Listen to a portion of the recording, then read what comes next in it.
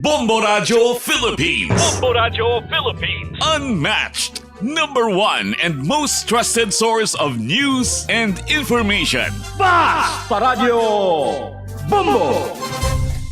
Oras sa Bombo Radio Iloilo, Philippine Standard Time, 34 minutos na nakalikad sa takna sining alas 11.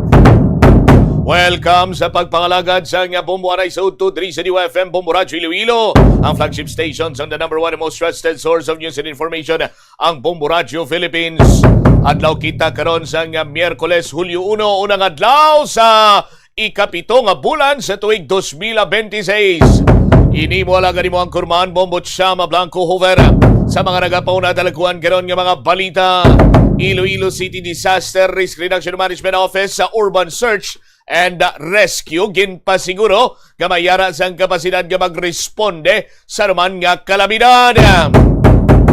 Kita sang mga vendor sa Iloilo Terminal Market apektado bangod sa mga bulantero nagakangawa karon nga posible ni sila nga maputo. Samtang minor de edad nga nakuhaan sang armas sa lutang sa Barotac Nuevo National High School, self-defense ang rason sa pagdala sang armas. Kagdugang sa aton sining mga kabombo, i-check naton later on. Ining may kantanan sa nagluntad nga pagpangalutang sa banwaya sang limudyan, kung sa diin duha diri ang mga nagkalamatay. Kag ginapahayag sini banwa nga ang suspect bodyguard kuno sang alkalde. Oras na ton diri sa Bombo Radio, 35 minutos na nakaligad sa takna sining lasa 11. Diri man sa palatuntunan na Bombo Hanay sa udto sa DYFM Bombo Radio Iloilo. Standby sa aton sining mga kuturan sa pitsa 11 sa bulan sang Hulyo sa masunod na nga simana. Ang aton siniyang pagapatigayonon nga swerte sa palengke market draw.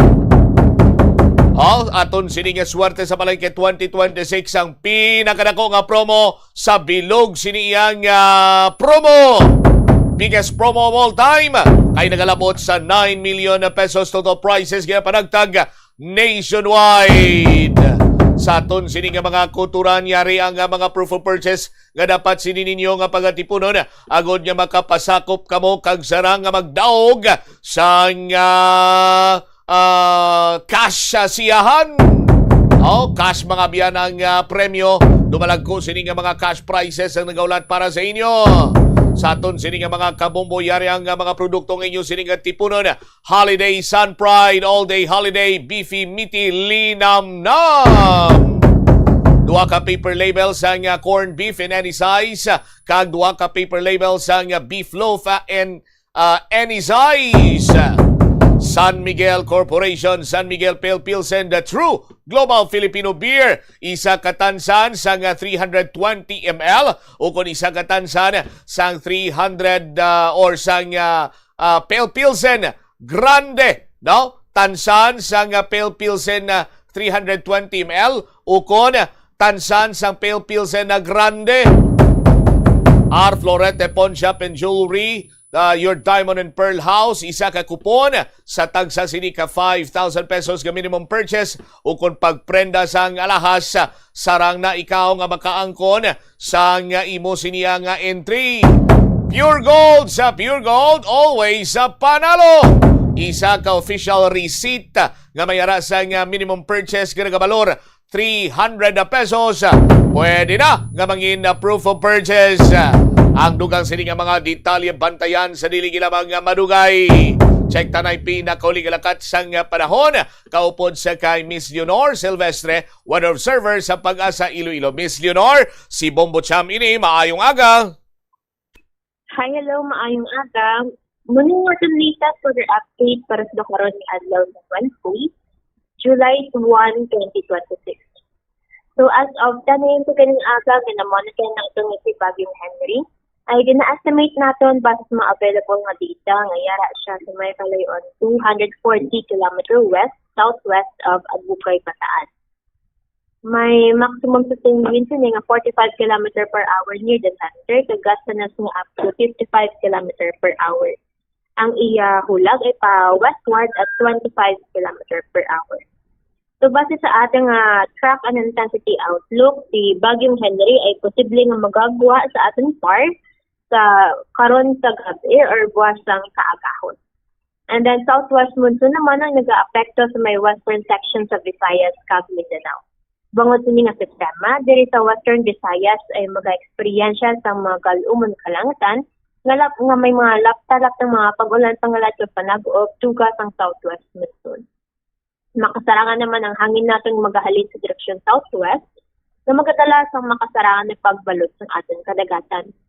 Forecast temperature natin generally na sa 24 to 30 degrees Celsius ng adlaw na butlak ginang alas 5:31 sang aga pag magatunod ini alas 6:16 karon sa hapon. So muna ang atong latest weather update. Halin rin may Iloilo Doppler Radio Station. Ako si Leonor Silvestre. Madamo nga. Salamat. Miss Leonor, ang pagwa na ining si Bagyo Henry kag may ara pa bala kita sang iban nga ginabantayan kiti basta June, July gani amo gining mga binulan nga kun sa diin madamo sang kalain sang tiyempo nagasulod sa par. Kumusta, may mga ginamonitor pa bala kita? Well, sa the current sir ay wala naman nakatati may ginamonitor pa nga iban nga water disturbance sir sa sulod sa sang aton nga par sir. Alright, sige. Miss Leonor, thank you so much sa liwat may aga. Welcome sir kag maayong aga man. There you have it, si Miss Leonor Silvestre sang Pag-asa Iloilo. So mayon ni kay magwa na ining si Bagyo Henryo. Oh, kag ang mabatsyagan naton siniya bangod man sa ginatawag sining habagat. Magatugas ang lapta-lapta siniyang or magulugalumon kag may lapta-lapta sining pag-ulan. But sa aton sining mga kasimanwa hindi lang siya tama gid ka singkal sa ginit subong adlaw. 40 minutos na nakaligad sa takna sining alas 11 driman sa palatuntunan na Bombo Hanay sa udto sa DYFM Bombo Radyo Iloilo. 13 anyos and below pagadumilian sa paggamit sa social media. Sa aton sinikaron niya nga mga kabumbo ang pagpabakod sining ginaduso iyang House Bill number 9965 Children's Social Media Safety Act ginaduso nanday House Speaker Faustino Boji III, Majority Floor Leader Ferdinand Alexander Marcos. Now kag tinutuyo sini ipatuman ang komprehensibong regulasyon sa paggamit sa social media sa mga minor de edad. Sa idalom sang hagna, hindi pwede nga maghimo, keep no or mag-angkon sang anuman nga social media account ang mga kabataan 12 anyos pa nubo, no? 12 o 13, no?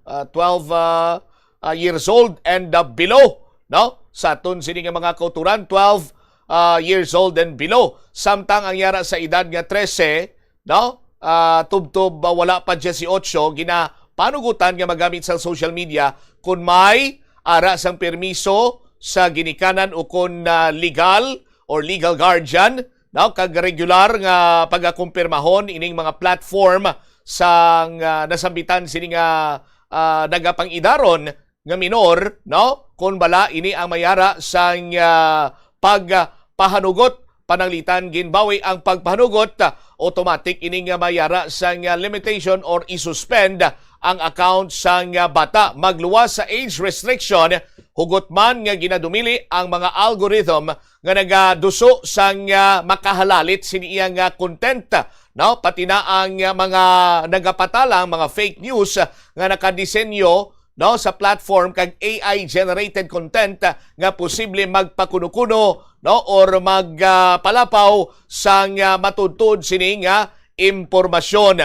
Sa issue naman sang penalidad pagamultahan sang 5 million to 10 million pesos ang platform nga mapaslawan nga magsunod, no, sa nasambitan sini karon iyang pagsulundan pananglitan nga mangin layi na ini sa aton iya makuturan, no? Samtang mas mabugat nga paglapas, no? Ang mayara sang equivalent nga 20 million pesos to 50 million pesos. Pananglitan nga liwat-liwat ang seryoso nga paglapas, posible nga idumili ang operasyon sang platform sa Pilipinas sandigman sa due process. Sandig sa pagtuon ang sobrang exposure, no? Sa paggamit sa social media sa mga bata nagadulot sang tuman nga depresyon, no? Ang pagkadula sang salig sa kaugalingon, no? Kakulang sang tulog, cyberbullying, exposure sa mga makahalalit sini nga content kag posible ini ang iya nga pagasundon. Amo ining isa sa mga naghatag man sang impluensya sa mga nagaluntad sini karon iya banwa nga just like sa Tacloban City, no? Dito sa may Tacloban City. Tapos may kaso pa diri nga mayara sang pagpamuno sang 12 anyos man, no? 12 anyos man saya sini nga schoolmate nga 14 anyos. Tihamakon mo sila banwa sa aton sini nga mga kuturan. Hindi man totally iyang ang bangod gid sa sining mga social media, but dako ang factor, no? Sa aton sini mga kuturan sa pag-impluwensya sang pang-ino-ino sang mga minor de edad sining pilag ka mga social media platform or application, no, nga nagahatag sang sala sini iyang mga lalantawon, no, sa bahin karon sa mga minor de edad. Ti karon mayara sang mga katulad sa mga ginatudlo karon iya nga rason nga mga application nga sarang nga naga-impluwensya nga mangin bayulente. Ang isa iya ka minor de edad kay ti kumo, no, sa stage siya sang curiosity, sa stage karon iya sang bata nga ti naga tubo pa lang ang iya sining buot, mahapos ini hayluhon. Kag masabi sa mga kabataan kung anong makita nila amo nang ila sini nga ginahimo abe, no, amo nang ila sini iyang balasihan or maka-impluwensya sa ila sini nga panggawi. Sa aton sini nga mga kasimanwa, hilabi pa kung ang mga content creator ang madamo sa audience. Tidira man na nagahalin sa aton sini nga mga kuturan ang masami nga pag-ilog sang ginahimo sa mga content creator, makita nila sa mga application or sa anuman nga sa isang social media platform. So dako man ini nga bagay kag another thing amo iya ang surrounding sang nasambitan sini nga estudyante or minor. May ara man sang factor ang bullying kag siyempre ining ang disiplina nagaumpisa gid dapat sa sulod sang tagsa ka puloy-an gikan sa mga ginikanan. Ti maamat-amat naton ining mga faktor nga madula sa aton sini nga mga kauturan. Eventually, ti siguro mabalik naton ang disiplina kag magluwas sa disiplina pagka matinahuron sang mga pamatanon or sa mga masunod sining henerasyon. 47 minutos na nakaligad sa takna sining alas 11 driman sa palatuntunan na bombohanay sa Udto. Ginmando karon ni President Ferdinand Bongbong Marcos Sr. Jr. Sa Philippine National Police ang maximum tolerance sa tunga sang surprise rally sang mga miyembro sang Iglesia ni Cristo.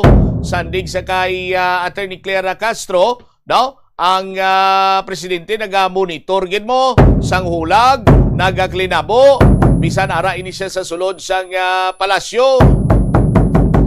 Ang epekto sini Banwat, siyempre nakatugas ang huol para iya karon sa mga naga-opisina, naga-trabaho, may mga transaksyon kag mga eskwela. Sa aton sini karon iya nga mga kasimanwa. Ti bangod nga mayara sang disruption sa sining ginpatigayon nga surprise rally. Idamo ang huol nga natuga kagapon sining adlaw. But sa subong naman iyang adlaw, mayara na sang permit ang nasambitan sining Iglesia ni Cristo, no? Nga magpatigayon sang nagakigo sini karon iyang rally. Pero sa kasagsagan sang kasubong sini nga rally, saton sini nga mga kuturan, no? Nagapaindakal man sang dugo sang kadab-an, partikularmente sa bahin karon iya sang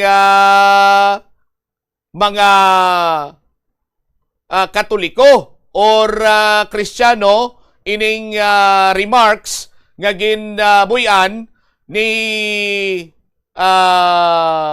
former presidential spokesperson kag karon panago lang nga panago ang iyang sining obra, Harry Roquita, Harry Roque, no? Sa aton sini nga mga kuturan nga kun sa diin ti ang remarks siya daw kasubong kay kumo nga nagrally kuno ang Iglesia ni Cristo, ang mga Kristiyano kuno yan nagainano. Oh, sa aton sini nga mga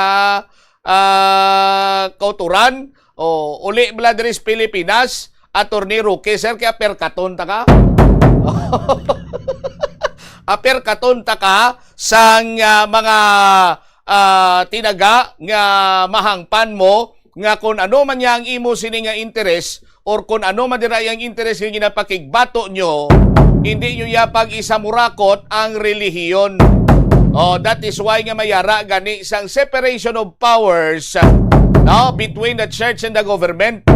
Kag insindihan mo na kay abogado ka. O kon base ang imo sini nga utok, upa na lang subong ang bilin dira sa sobra mo kapanago kag nagliro-liro ng utok mo, inapalagyuhan mo ang imo sini iyang kaso diri sa pungsod Pilipinas. Kung ako sa imo, Attorney Roque, sir, hindi ka sagad ka lagaw, no? Kay base ikaw pa ang halinan sa paglapta sang ASF, sa kundiin ka man subong maluoy ka. Hambal ni Roquita, ni hambal ni Roque, no? Simbang Katolika na saan kayo sa laban ng taong bayan, laban sa kasamaan, malulugas ang hanay nyo at lulubo ang hanay ng INC. One thing is for sure, ang nagakalugas subong iya, Roque, ang buhok mo. Sa aton sini nga mga kuturan, kag simpre siguro sa kun ano dira ang unod na lang nga binabilin sa imo sini nga utok.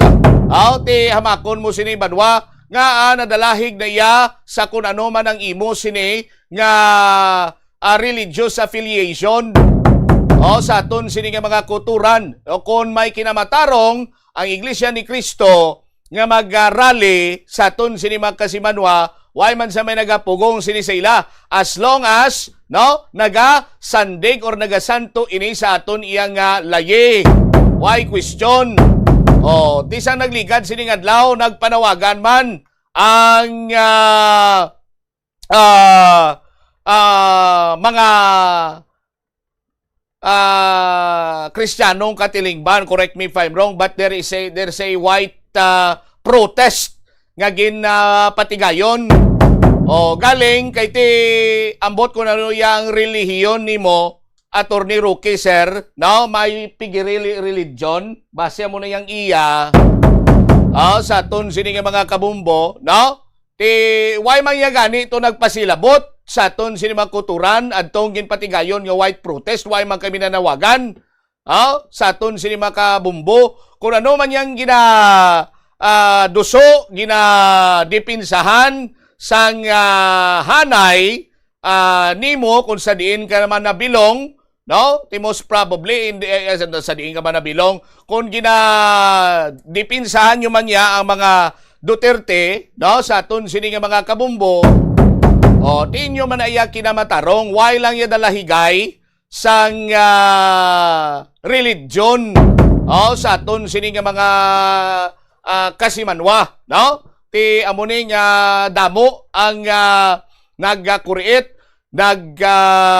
pinangakig bangod sa remarks ni Attorney Harry Roque nga daw remarks sang isa iya ka illiterate nga hindi kabalo magbasa kag magsulat. Kunang kilala ko pa do Tom Jones ti kay papirma sa Tom bilang gamito niya. Tom Jones. sa Anton sini karon niya nga mga kabumbo. No? Kag sa liwat kung nagapamati ka man, Attorney Harry Roque, sir, kay nagaklaim ka mga to naga Iloilo ka. Kung may mga kaparintihan man si Roque, palihog lang pabalo sa iya. Ang masami nga ginahambal kag gina-remind sa akon sa akon sini nga Irish akon sini nga good friend, isa ka Irish philosopher, no? Ang hambal sa akon siling nga Bumbotsam, ang isa ka philosophy nga mabilin ko sa imo, no? Kag tandaan mo gid ini, kag amo ni ang ihambal mo sa mga tawo, no, nga abi nila maka hambal sila daw insakto na gid sila, no? Pero ti hambal gani isang akon sining good friend nga Irish philosopher. When you have nothing good to say nothing at all. Say nothing at all. You'll say it best when you say nothing at all. Muna ang basa nga akon siniya nga Irish philosopher. Tigani, no? Harry Roque, wanted Harry Roque, no? Hipusa ba mo noy? Sa aton sini magkuturan, walang ya balaya dala higay isang reliyon respetuan ay lang ya. Sa aton sini nga mga kabumbo, no? Do binaghak naman ang imo yang maghamba ka nga malulugas ang anay isang mga Katoliko. Nano ka Diyos ka why gani ka pagwa ka marang ito si Pacquiao, Pastor Apollo si Kibuloy Pacquiao. Kay ti kontra kamo sa gobyerno kag kon may na komiter kamo iyang krimen, dapat nyo sina tubangon. Ti kun ako sa imo, bok, puli ka na de. Nga bokaw ambok. Puli ka na de no? George. Bala mo nga George. Sino ang ngalan sa tatay ni Pipao? Uto dyan nagali si George. Sino? Yawan kagid. 55 minutos na ang nakaligad sa takna sining las 11 driman sa palatuntunan Bumbo Hanay sa udto sa DYFM Bumbo Radio Iloilo. Sa iban pa nga mga balita kag impormasyon ti subong iyang bulan sang Hulyo sa aton sining mga kasimanwa, July month sang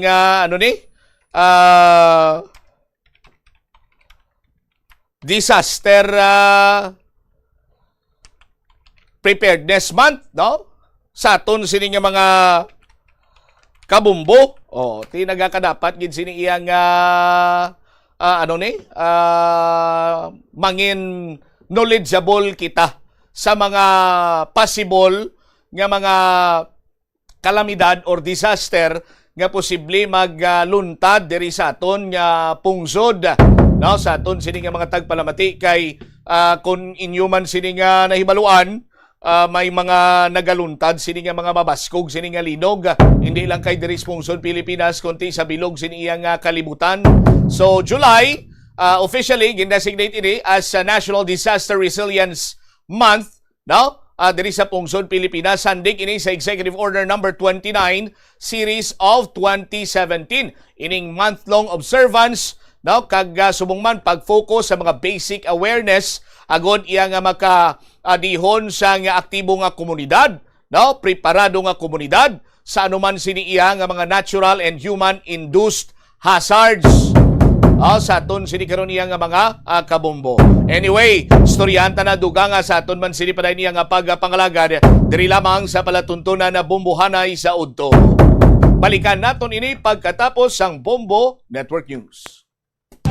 The world is set para sa isang makasaysayang yugto sa football. Mula sa host nations, United States, Canada at Mexico. Ihahatid namin sa inyo ang bawat goal, bawat sandali at bawat tagumpay. Manatiling nakatutok para sa mga balita at updates ng FIFA World Cup 2026. FIFA World Cup 2026. Dito lamang sa Bombo Radio Philippines.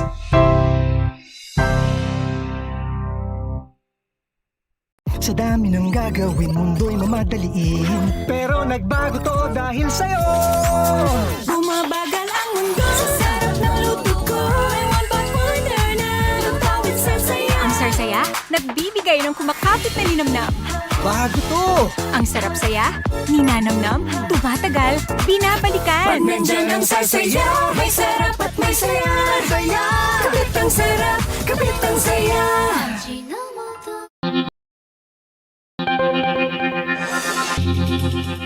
Sini nga panahon sang tag-ilinit, delikado ang sunog ilabi na sa sulod sang panimalay. Gani safety first ka bombo, ilabi na kung ikaw ang nagaluto sa kusina. Siguraduha nga nahamtang sa mabugnaw kag well-ventilated area ang LPG tank kag indi masilakan direkta sang adlaw. Ang sobra nga init makapataas ang pressure sa sulod sang tangke nga mahimo magresulta sa aksidente.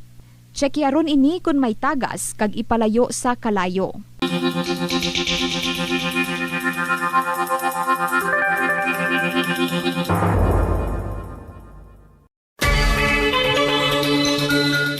Magamit sang electronic power strips o kon extension sang linya sang kuryente, agod ma-expand ang mga outlet sa Ito ang Bombo Radio Philippines. Fully digitalized. Numero 1 sa balita, komentaryo, drama at serbisyo publiko. Bombo Radio Philippines. Bombo Radio Philippines. Unmatched. Number 1 and most trusted source of news and information. Fast Paradyo Bombo. This is Bombo Network News Noontime Edition, broadcasting live at Bombo Radio Broadcast Center, Makati City, Philippines. Ngayon ay Miyerkules, unang araw sa buwan ng Hulyo taong 2026.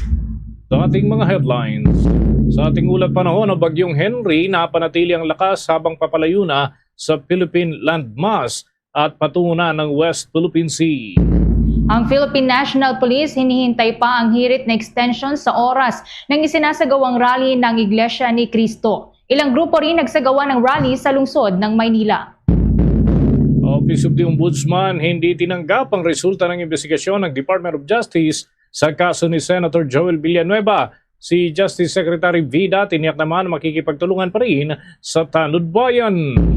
Sa international news naman, halos 2,000 na ang nasawi sa lindol sa Venezuela, habang 3 taong gulang na bata naman buhay na nasagip.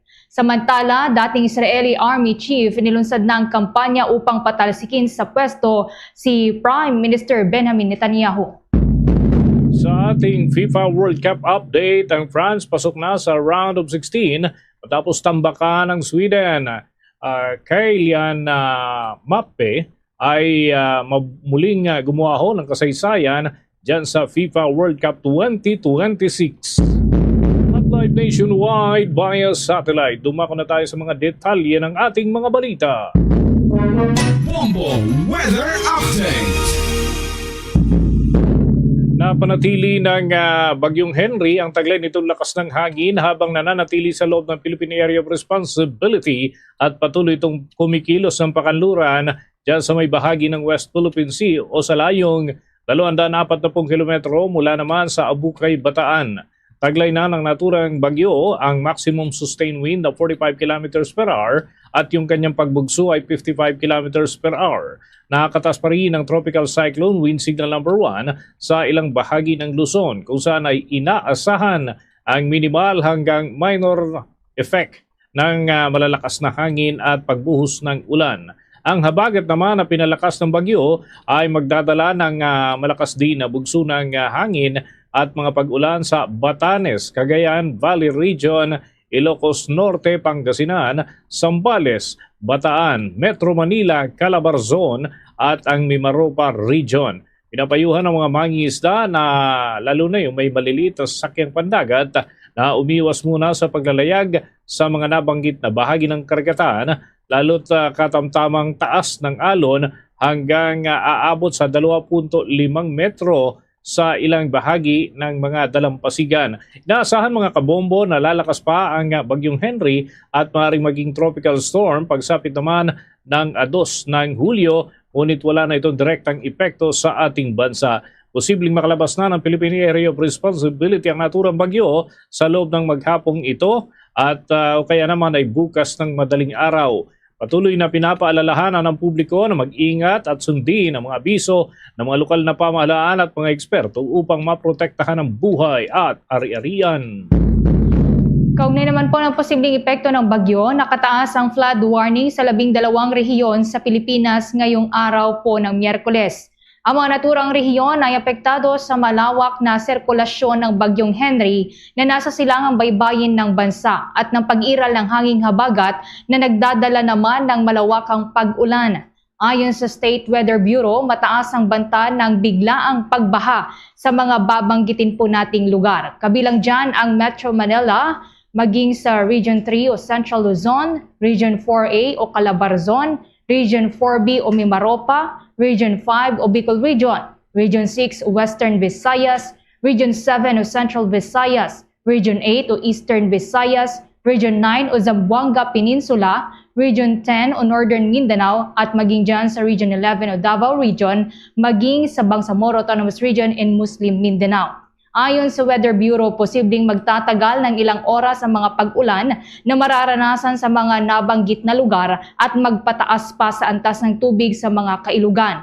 Kaugnayan, pinapabantayan na ng Weather Bureau sa mga Local Disaster Risk Reduction and Management Council ang sitwasyon sa mga mabababa at bulubunduking lugar.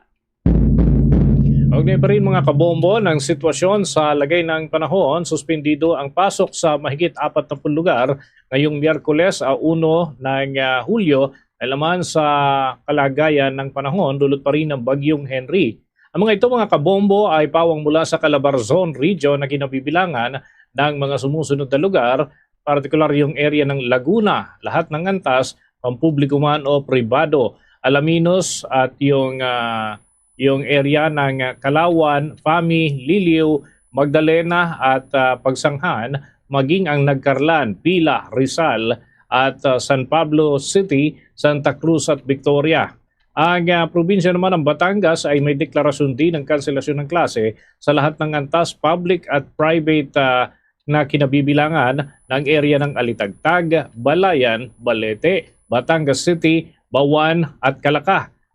Diyan sa Calatagan, Cuenca, Ibaan, Laurel, Lemery, Lian at Lipas City, maging sa Lobo, Mabini, Malbar at Mataas na Kahoy, Nasugbo, Padre Garcia, Rosario, San Jose, San Juan, San Luis at San Pascual, maging ang Santo Tomas City at Taal, Talisay, Tanawan, Taysan at Bayan ng Tuy ay may deklarasyon din ng kanselasyon ng klase. Pare-parehong nakakaranas mga kabombo ng malakas na pagbuhos ng ulan ng mga nabanggit na lugar at marami sa mga eskwelahan ang maagang nag-abiso na ng kanilang kanselasyon para sa kanilang klase bilang pag-iingat rin yan at para maprotektahan ang kaligtasan at kalusugan ng mga mag-aaral. Kuha naman po tayo ng update sa nagpapatuloy pa ring rally dyan sa Maya EDSA. Ang Philippine National Police hinihintay pa ang hirit na extension para yan sa oras ng pagsasagawa ng rally ng Iglesia ni Cristo. Kaugnay niyan, kumuha po tayo ng karagdagan pang update sa pag-uulat ni Bombo Jovino Gala. Nananatiling nakabantay ang buong puwersa ng Philippine National Police sa mga lugar kung saan isinasagawa ang rally ng religious group na Iglesia ni Cristo. Sinabi ni Police Major Hazel Asilo, ang tagapagsalita ng National Capital Regional Police Office o NCRPO, na merong mahigit na 1,000 mga kapulisan ang inilagay nila sa bahagi ng White Plains sa kahabaan ng EDSA. Dagdag pa nito na dahil sa naka-full alert ang status ng National Capital Region ay nakabantay din ang mga kapulisan sa iba't ibang lugar gaya sa Senado, US Embassy at Menjola. Sa ngayon po, meron po tayo dito mga nakadeploy na nasa 1,179 po na PNP personnel. Meron po tayong, sa kasalukuyan po, meron po tayong 3,000 na crowd estimate po dito. Ito po yung mga binabantay natin. I-ensure natin na nagiging maayos po yung kanilang pagtitipon ngayon dito sa may White Plains People Power Monument. Bukod po dito sa People Power Monument, meron po tayo sa EDSA Shrine. Ganoon din po sa iba pa pong identified rally sites po natin dito sa Metro Manila, gaya ng Menjola, sa US Embassy, ganoon din po sa House of Representatives at sa Senate. Sa ngayon po, wala pa po silang abiso since ang extension po nila ay mag-grant po naman yung approval. Depende po sa approval po yan ng Quezon City Government. Sa lungsod naman ng Maynila ay inihayag ni Police Major Philip Ines, ang tagapagsalita ng Manila Police District, na nakabantay ang kanyang kapulisan sa mga pangunahing lugar. Merong mahigit 200 mga protesters na rin ang nagtungo sa Liwasang Bonifacio kung saan galing umano ang grupo sa Batangas. Muling nilinaw ng police official na pinapayagan naman ang mga rallyista na maglabas ng kanilang mga hinaing basta doon lamang sa mga tinatawag nilang Freedom Park. Sa ngayon may mga binabantayan tayong lugar dito sa lungsod ng Manila. Kasama na rin dyan yung vicinity ng Malacanang, US Embassy at iba pang lugar dito sa Manila. Kung saan nga, meron tayong mga kitang mga grupo ng individual na kanina mga mahigit kumulang mga 230. Sa may Liwasang Bonifacio. Sa may Liwasang Bonifacio, ito naman ay kasama sa Freedom Park ng lungsod ng Manila. So mayroon lang tayong mga polis doon para bantayan lang yung lugar at mapanatili natin yung paayusan. Pero wala tayong gagawin anything na para pigilan sila dahil ito naman ay ginagarantiyan ng ating taligang batas. Ang Liwasang Bonifacio ay kasama sa Freedom Park ng Maynila. 4 ito. Kasama na rin dyan yung Plaza Miranda, Plaza de la Plaza Moriones. At katulad ng binanggit ko, dito sa lugar na ito, hindi naman nila kailangan ng permit. At mataas yung ating pagrespeto sa ating mga kababayan sa kanilang karapatan na mamahayag. Isigaw nila yung iba't ibang mga issue. Sa atin dito, meron lang tayong pakiusap, naging maayos lang, kaya at kalmado lamang. Ito si Bombo Juvino Galang and this is Bombo Radio Philippines, the #1 and most trusted source of news and information. Basta Radio Bombo! Oras natin sa buong kapuluan, 10 minuto na makalipas ang alas 12 ng tanghali. Naniniwala ang political analyst na si Antonio Contreras na hindi pamumulitika o panggigipit ang napipintong paghahain ng kaso laban kay Senator Dante Marcoleta na pinupunto ng mga kilos protestang isinasagawa bilang pagsuporta ng mga Iglesia ni Cristo members. Yan ay taliwas nga sa naunang claim ng naturang senador na siya ay ginikipit. Kaya naman ayon kay Contreras, kapansin-pansin ang pagiging defensive nitong si Marcoleta sa kanyang kaso, gayong siya mismo ang nagdala sa kanyang sarili sa kasalukuyan niyang sitwasyon. Tinukoy ni Contreras ang naunang pag-amin nitong si Marcoleta na nakatanggap siya ng 75 million pesos na donasyon bago pa man siya tumakbo sa pagkasenador nung nakalipas na halalan. Kalakip ng kanyang pag-amin ay ang pagtanggirin itong si Marcoleta ng naturang donasyon ay may tuturing bilang campaign donation. Hindi rin anya tama na siya ay na-single out sa naturang kaso. Ayon kay Contreras, marami na ang mga nauna na nakulong tulad ni Senator Jingo Estrada, dating Secretary Manuel Bunoan at dating Senador Ramon Bong Revilla Jr. na may plunder charges.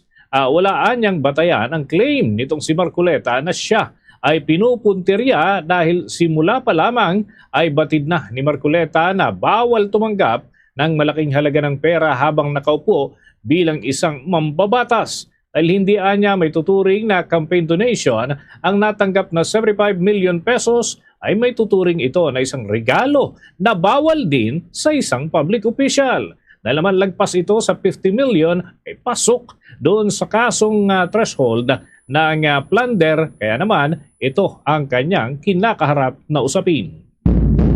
Samantala, dako po tayo dyan sa may Office of the Ombudsman na hindi raw tinanggap ng naturang tanggapan ang resulta ng investigasyon ng Department of Justice sa kaso ni Senator Joel Villanueva. Pero ang Justice Secretary naman tiniyak na makikipagtulungan pa rin sa Tanod Bayan.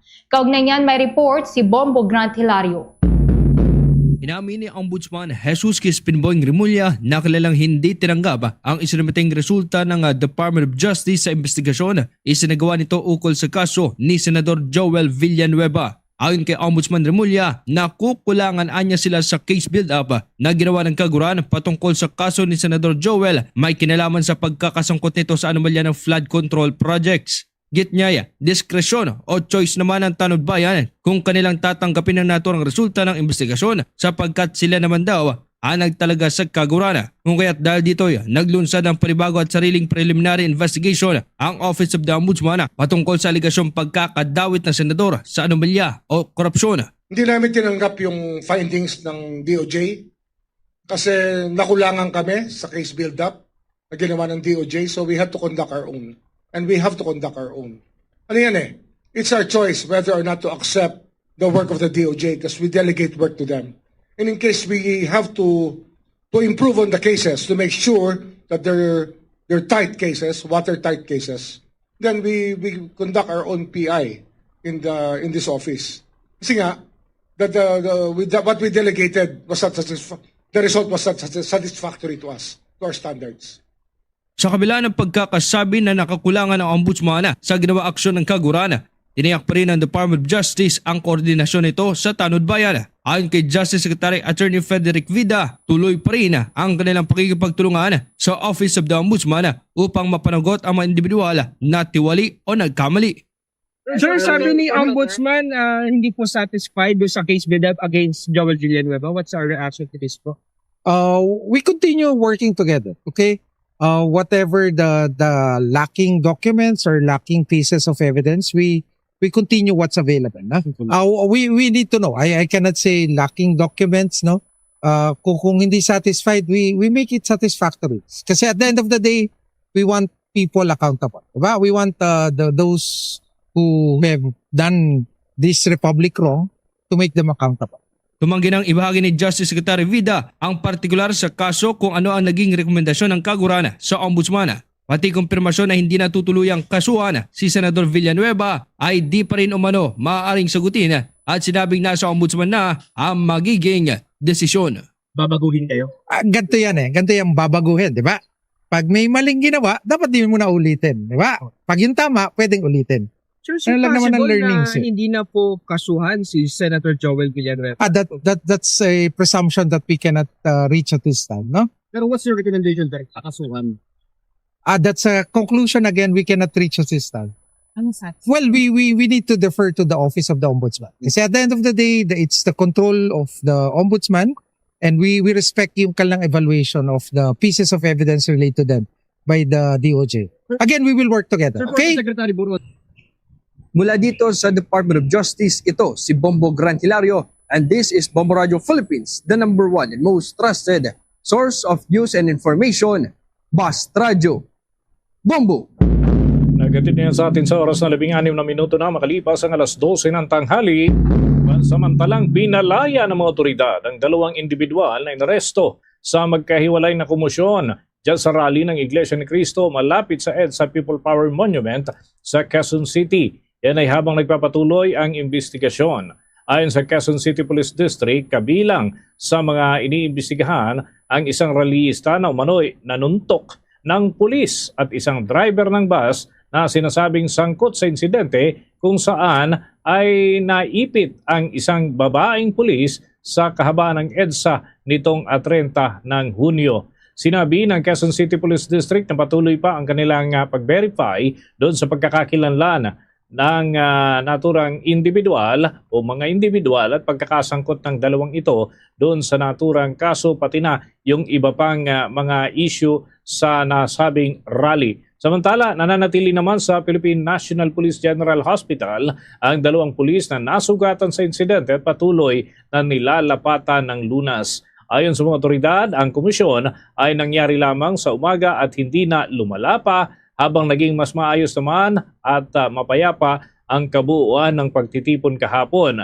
Nagpapatuloy pa rin sa ikalawang araw ngayong Miyerkules ang Iglesia ni Cristo Rally. Diyan pa rin sa Quezon City kung saan ay inaasahan na aabot sa 100,000 raw ang mga lalahok sa naturang pagkilos.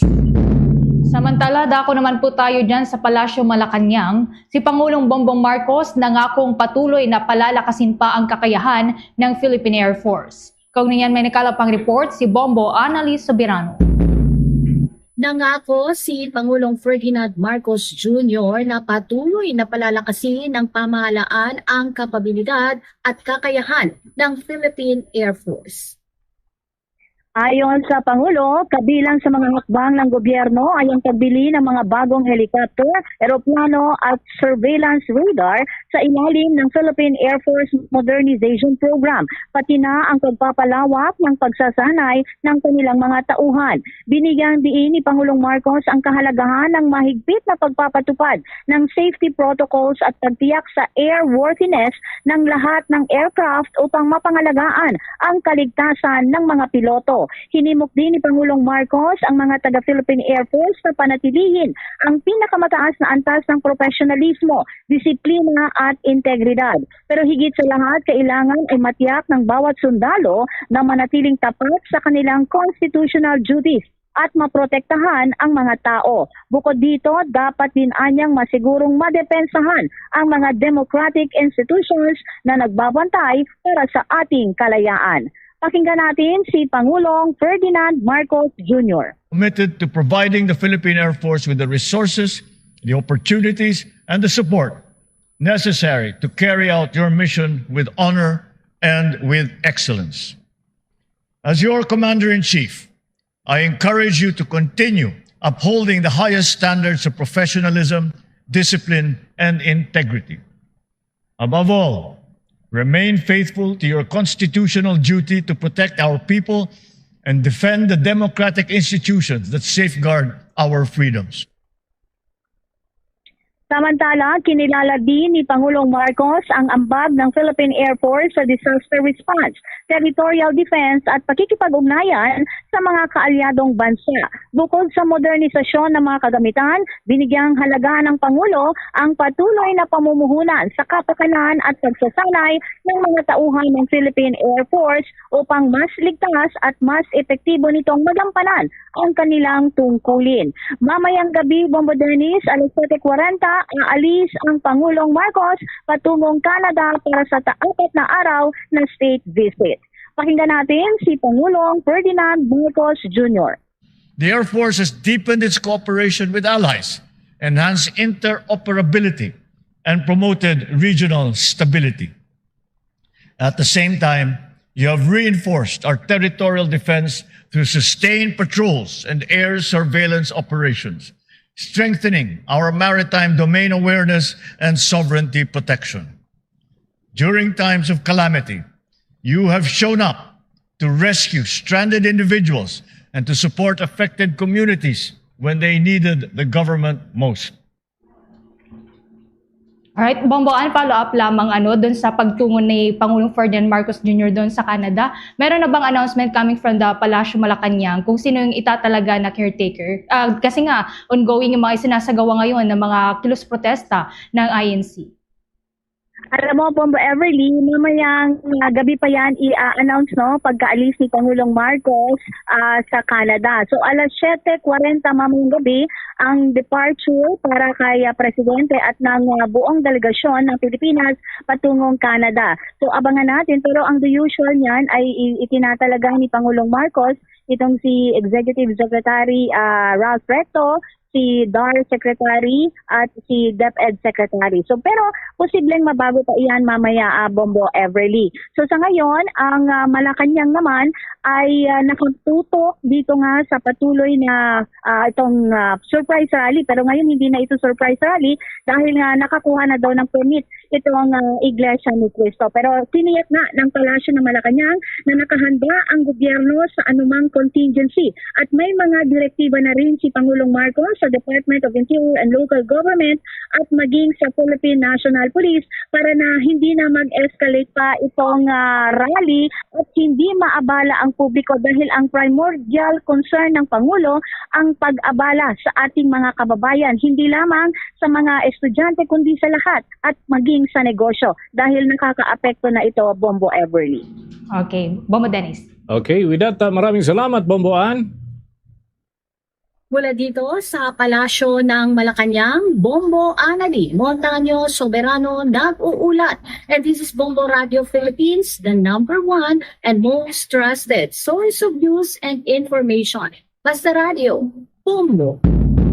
23 minuto na makalipas ang alas 12 ng tanghali sa isinagawahong pagdinig ng Senate Committee on Women, Children, Family Relations and Gender Equality ngayong araw, inihayag ni Senator Risa Hontiveros na may mga indikasyon na ang pamamaril sa San Jose National High School doon sa Tacloban City ay naimpluwensyahan ng isang dayuhang grupo. Tinukoy ng senadora na ang pamamaril ay posibleng may kaugnayan sa impluwensya mula sa tinatawag na 764 Network.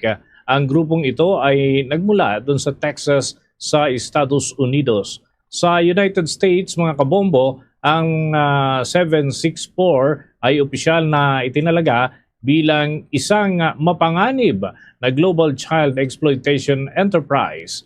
Ayon sa natuklasan ng naturang komite, ang modus operandi ng grupong ito ay tinatarget ang mga vulnerable na kabataan sa internet. Ginagamit nila ang mga chat functions ng mga online gaming platform upang maging adult groomer. Bini-brainwash din mga kabombo at niraradicalize ang mga bata upang manggaya ng marahas na mga gawain tulad ng school shooting, gumawa ng pornografiya at manakit ng ibang mga tao o maging ang kanilang sarili. Kung ganyan, narito ang naging bahagi ng pahayag ni Senator Risa Hontiveros, ang chairperson ng Senate Committee on Women, Children, Family Relations and Gender Equality. Trigger warning po sa lahat ng nanonood dito at online. May mga indikasyon po na ang naganap na pamamaril sa Tacloban ay may impluwensya ng grupong tinatawag na 764. Ano ang 764? Nagsimula ito sa Texas, USA, ng isang 15 years old na ang pangalan ay Bradley Cadenhead. Cadenhead claims an individual he met through the online game Minecraft aided him in starting 764. The first 3 digits ay zip code niya sa Texas. Ang modus ng grupong ito, maghanap ng mga vulnerableng minors online at hikayatin na gumawa ng kahindik-hindik na bagay. Sabi mismo ng FBI, the leaders of the group are pushing victims to create graphic pornography, to harm family pets, to cut themselves with sharp objects, or to even die by suicide. Bagian ng mga pahayag ni Senator Risa Hontiveros. Samantala, nilinaw din ng mambabatas sa naturang pagdinig na hindi ang mga laro o mga gaming community ang kaaway sa isyung ito. Pinasubalian pa niya ang mga maling impormasyon na nananawagan daw siya ng kabuuang pagbabawal doon sa mga online games tulad ng Roblox at Gorebox, bagay na malayo sa katotohanan. Sa halip, ang layunin anya ng imbestigasyon ng Senado ay silipin kung paano magkakaroon ng butas ang mga safeguards na inilatag ng mga digital platforms upang maingatan ang mga kabataan sa anumang posibleng impluwensya ng masasamang individual. Nais din ng naturang komite na protektahan ang mga kabataang Pilipino laban sa mga mapanlinlang na dayuhang grupo na gumagamit sa mga online spaces para naman na makaganap ng karahasan, bagay na dapat mahadlangan ng mga otoridad. Narito pa ang tinig ni Senator Risa Hontiveros. Let me be clear. I am not calling for a total ban on online games. Wala akong sinasabi na ang naglalaro ng games ay gagawa ng karahasan in real life. Fake news po iyon. Maraming kabataan ang naglalaro para magpahinga, makipagkaibigan, matuto at maglibang. Malinaw po sa akin, hindi games o gaming community ang kalaban. Tungkol ito sa mga panganib na pwedeng kaharapin ng mga bata habang naglalaro at nakikipag-usap online. Magipayan ang mga pahayag ni Senator Risa Hontiveros, ang chairperson ng Senate Committee on Women, Children, Family Relations and Gender Equality. Dako pa tayo sa ibang balita, ang 85 pesos na wage hike sa Metro Manila abay barya lang daw. Mga manggagawa sa probinsya, posibleng lubhang maapektuhan dito ayon yan sa isang mambabatas. Kumapa tayo ng karagdagang detalye dyan sa pag-ulat ni Bombo Isa Cotoner. Mariing kinondena ni Kamanggagawa Party List Representative Elijah San Fernando ang ipinatupad na 80 pesos na arawang wage hike sa Metro Manila na anyay barya lamang at insulto sa mga manggagawa. Sa panayam ng Bomboran, sinabi ni San Fernando na bagaman may dagdag sahod, hindi pa rin ito sapat para matugunan ang patuloy na pagtaas ng presyo ng mga bilihin, lalo pat hinati sa dalawang branch ang implementation nito.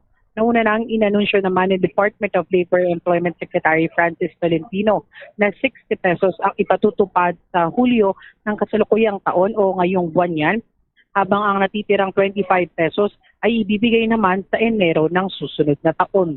Ayon sa mambabatas, tila pambabastos umano sa labor sector ang staggered implementation ng wage increase, kasabay ng giit na hindi naman hulugan ang bayarin sa mga kuryente, tubig at pagkain.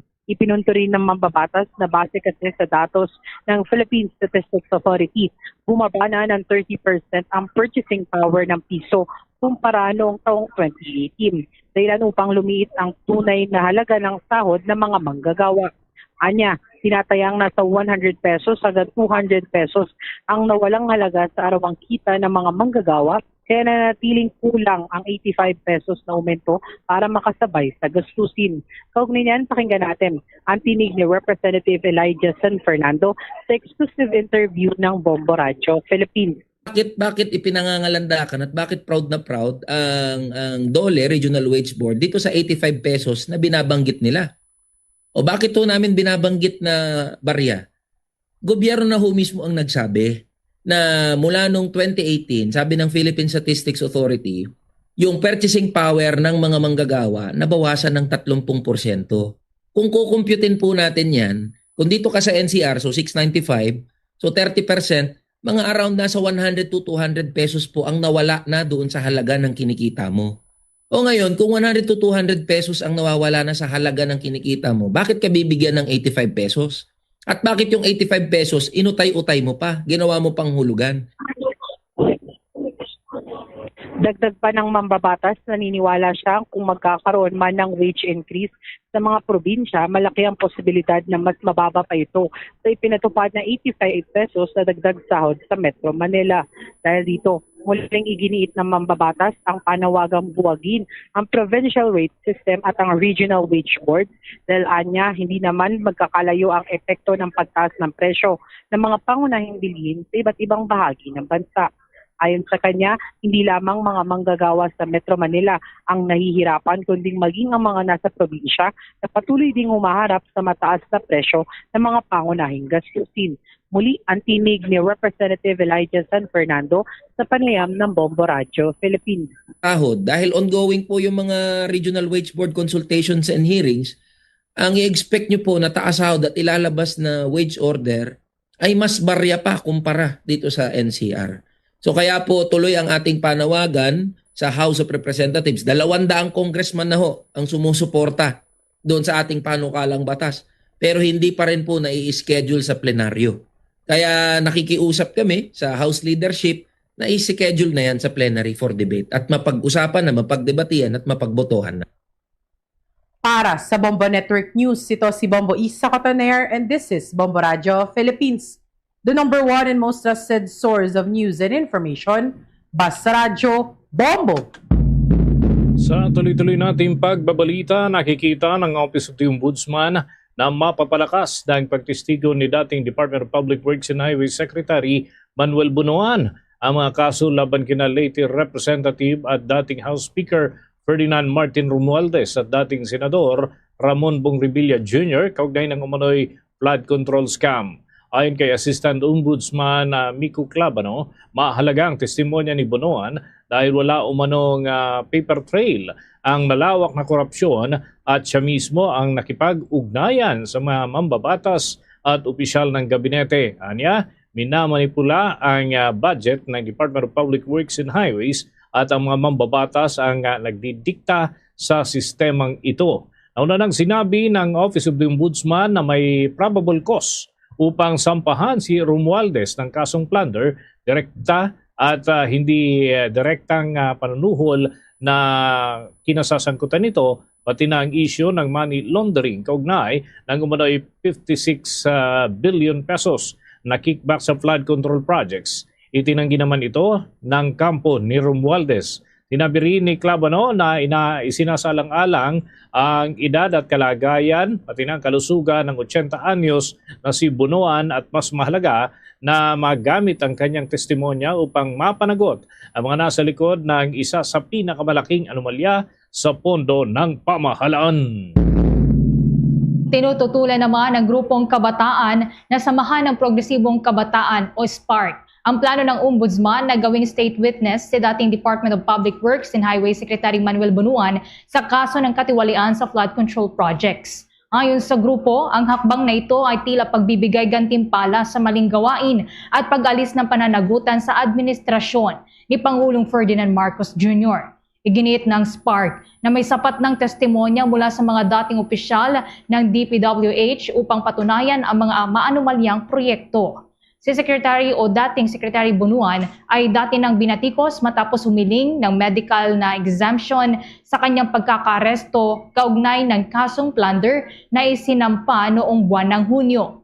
Para sa grupo, hindi katanggap-tanggap na bigyan siya ng special treatment habang ang mga ordinaryong mamamayan ay agad na dinadakip sa maliliit na kaso. Dagdag pa nila, ang pagbibigay ng ganitong pribilehiyo ay nagpapakita ng pagkiling at kahinaan ng kampanya laban sa korupsyon ng Ombudsman. Binanggit ng grupo na sawang-sawa na ang taong bayan sa mga pagkaantala ng Ombudsman sa pag-usad ng mga kaso ng katiwalian.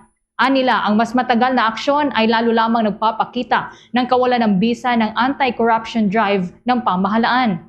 Sa huli, giniit ng grupo na ang mga tulad ni dating Secretary Bunuan ay nararapat lamang na harapin ang pinakamabigat na parusa para sa pagnanakaw sa kaban ng bayan.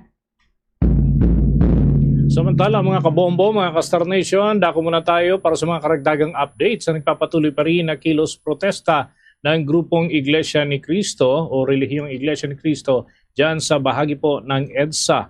At kamustahin natin at alamin ang sitwasyon. May pag-uulat si Star DJ German wala dyan sa kahabaan ng EDSA. DJ German, please come in. Yes, Bombo Dennis, nabigyan nga ng nararapat na medical assistance ang nasa 40 to 60 na katao na nakaranas ng pagkahilo at pagtaas ng blood pressure dito sa nagaganap na ikalawang araw ng kilos protesta sa EDSA People Power Monument sa Quezon City. Marami sa mga nakiisa sa protesta ay dito na natulog sa kahabaan ng White Plains at maging sa parte ng EDSA. Dahil na rin sa malakas na ulan kahapon at matinding init naman ngayon ay mayroong mga nararapat na patan ng medikal na pangangailangan. Iyan ang ibinahagi sa atin ng panayam ng panayam natin kay Catherine Ann Hidalgo, Chief Nurse ng New Era Hospital na nakastation dito sa EDSA People Power Monument yung araw. Bombo Dennis, bukod pa riyan ay nagbahagi rin ito ng paalala para sa mga pupunta at makikiisa pa sa kilos protesta ngayong araw. Pakinggan natin ang ating naging panayam. Simula po kagabi ng alas 7 hanggang kanina po ng alas 7, more or less mga 40 to 60 po ang napunta po dito sa field hospital at karamihan po sa kanila ay nahihilo, mataas ang BP. Hanggang ngayon po kami na pang umaga na naka-duty ay ganoon rin po, nahihilo, mataas ang BP, masakit ang tiyan, may mataas po ang sugar. At meron naman po kaming doktor dito na nag-order kung ano po ang dapat na management sa kanila.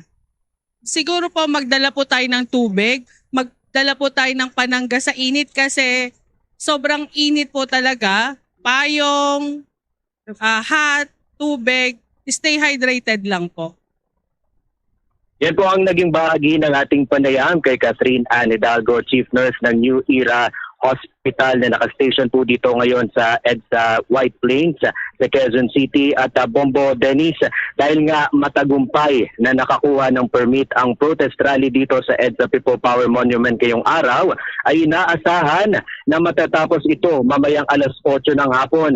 Ngunit nakaantabay naman ang ating mga medic dito kung sakaling ma-extend hanggang bukas at magkaroon ng ikalawa or ikatlong araw ang protesta. Bombo Dennis. Okay, nice ko lamang maitanong Star DJ German kung kumusta naman yung daloy ng trapiko ng mga sasakyan na bumabaybay dyan sa kahabaan ng EDSA. Sapagkat kahapon, obviously, ay marami yung naantala, marami yung natenga yung kanilang mga lakad dahil hindi makalusot dyan sa bahaging yan ng EDSA. So, kumusta naman ang sitwasyon ngayon sa mga motorista natin?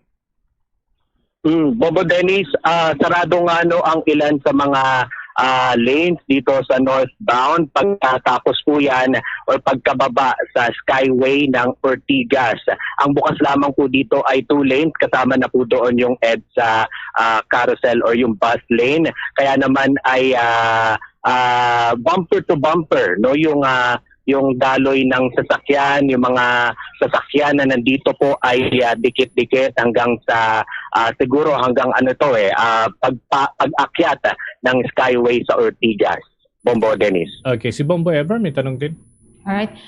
DJ German, alamin ko lamang kung sa ngayon ba as of the moment wala namang naitatala dyan na mga kumusyon kasi kahapon may mga naitala tayo na mga tensyon sa pagitan ng mga protester or miyembro ng Iglesia ni Cristo at mga kapulisan. How about now? Ngayon Bombo Ever, wala tayong nakitang tensyon, commotion dito sa nagaganap na kilos protesta sa EDSA People Power. Meron tayong mga nakikita, mga nagkakasiyahan na sila at parang nagsasayawan, nagbabatian ng mga nakiisa na mga dito sa kilos protesta ngayong araw, Bombo Ever. Pahabol na lamang DJ German, kung meron bang mga inaasahan na mga personalidad na dadalo dyan sa rally ngayon kasi kahapon may ilang senators din na namataan dyan at ilan pa na mga mambabatas. Yan yung aalamin natin, Bombo Ever, maya-maya lamang pero kanina nung tayo ay pumunta dito, wala tayong nakita na kilalang personalidad. Pero may mga nagsasalita at nagbibigay ng mga konting pag-awit sa stage dito. At mamaya tingnan natin kung sinong mga personalidad or politicians ang a-attend dito sa ikalawang araw ng protesta sa EDSA People Power. Bombo Ever. Ay, Bombo Dennis. Okay, with that, maraming salamat DJ German. Mag-ingat kayo dyan. Yes, maraming salamat, Bombo Dennis. At yan nga ang mula dito sa EDSA People Power Monument na nag-uula sa Star DJ German ng 102.7 Star FM Manila. And this is Bombo Radio Philippines, the #1 and most trusted source of news and information. Basta Radio. Bombo. Bombo International News. Umabot na sa 1,943 ang nasawi at habang meron naman pong mahigit 10,500 ang nasugatan matapos ang magkasunod na magnitude 7.2 at 7.5 na lindol na tumama sa Venezuela. Sa kabila ng lumiliit na pag-asa, isang 3 taong gulang naman na bata ang buhay na nasagip mula sa guho dyan sa may Caracas. 6 na araw na makalipas ang lindol sa tulong na rin ng Jordanian Civil Defense Team. Ayon sa United Nations Refugee Agency, laganap din ang kakulangan sa pagkain. Naputol ang mga mahalagang serbisyo at komunikasyon sa lugar, partikular na dyan sa may La Guaira, ang pinakamalubhang naapektuhang lugar. Sinabi naman ng National Assembly ng Venezuela na mahigit 6,500 katao ang nasagip mula sa mga guho, habang tinatayang halos 20,000 ang nakaligtas sa tulong na rin ng mga rescuer at kanilang mga kaanak. Batay nga sa paunang pagsusuri ng NASA, mahigit 58,000 na gusali ang posibleng nasira o gumuho dahil sa lindol. Sa iba pang balita sa ibayong dagat, inilunsad ni dating Israeli Army Chief of Staff Gadi Eisenkot ang kanyang kampanya para sa nalalapit na halalan upang palitan sa pwesto si Benjamin Netanyahu bilang punong ministro. Sa kanyang unang campaign event, sinabi ni Eisenkot na panahon na upang magsimula ang Israel ng panibagong yugto at tapusin ang pamumuno ng tinawag niyang October 7 government bilang pagtukoy sa administrasyon ni Netanyahu noong mangyari ang malagim na pag-atake ng Hamas sa Israel noong taong 2023. Si Eisenkot, na kilala ng kritiko ng mga polisiya ni Netanyahu, lalo na sa digmaan sa Gaza, ay nagtatag ng partidong Yashar noong Setyembre ng taong 2023. Inaasahan na makakakuha ang partidong Yashar ng 22 pwesto sa 120-seat parliament, kasunod ng 24 na pwestong inaasahang makakuha o makukuha ng partidong Likod sa ilalim naman niya ni Netanyahu. Nananawagan din si Eisenkot ng isang tapat at malinaw na direksyon ng pamumuno na anyay magdadala sa Israel tungo sa mas matatag at ligtas na kinabukasan. Sa pagbabalita pa natin sa Bombo Network News, muling dumulog sa Korte Suprema ang kampo nitong si Senator Alan Peter Cayetano. Yan ay para questionin ang iligal umano na sesyon noong June 3 kung saan siya ay napatalsik bilang Senate President. Sinabi ni Cayetano na ang kanyang mga abogado ang naghain ng manifestation para naman hilingin na magpasya pa rin ang Korte Suprema sa giniwang hakbang ng mga senador o kasamahan niya sa Senado na nagdaos ng sesyon. Punto ng naturang mambabatas, wala na itong kinalaman sa Senate presidency, kundi tungkol na ito sa numero dyan sa Senado at ukol sa moral boundaries at mga batas. Pero una nang sinabi ni retired Supreme Court Senior Associate Justice Antonio Carpio na moot and academic na ang naturang petisyon ni Cayetano dahil may nakaupo na bilang Senate President. Hindi na rin umano kinakailangan ng korte na pag-ukulan pa ng pansin ang hirit ni Cayetano dahil wala na itong may tutulong sa kasalukuyang sitwasyon. Ang hinahanap umano ng nabatayan nitong si Senator Cayetano ay nakapaloob naman sa mga nakalipas na ruling ng Korte Suprema o kaya naman ay kahit luma na mga jurisprudence, hindi naman ito nabago kahit matagal ng panahon ang nakakalipas. Nakapa po tayo sa malalaking balita mula dyan sa may Senado. Si Senator Alan Peter Cayetano at Senator Panfilo Lacson nagbangayan kaugnay ng investigasyon sa flood control scam. Kumuha tayo ng buong detalye dyan sa pag-uulat ni Bombo Angelo Aganan. Bombo Dennis, Bombo Ever, muling nagpalitan ng paruksada sina Senator Alan Peter Cayetano at Senator Panfilo Lacson kaugnay sa umano'y mga anomalya o investigasyon sa umano'y mga anomalya sa flood control projects ng pamahalaan. Nagsimula ang palitan ng pahayag ng dalawang senador matapos akusahan ni Cayetano si Lacson na ginagamit ang Senate Blue Ribbon Committee upang umano'y baluktutin ng batas sa investigasyon sa flood control scam. Sa isang pahayag, sinabi ni Cayetano na nalihis umano ang direksyon ng investigasyon sa flood control ng pamunuan nito ni Lacson. Nani ay naging dahilan upang hindi may patawag ang iba pang mga opisyal ng gobyernong nabanggit sa mga testimonya ng mga testigo. Narito pakinggan natin ang mga bahagi ng pahayag ni Senator Alan Peter Cayetano. Ano nga po ang nangyari sa pamamahala ni Senator Lacson? Si Senator Lacson na nagsabi, dito ang direksyon, eto sasabihin.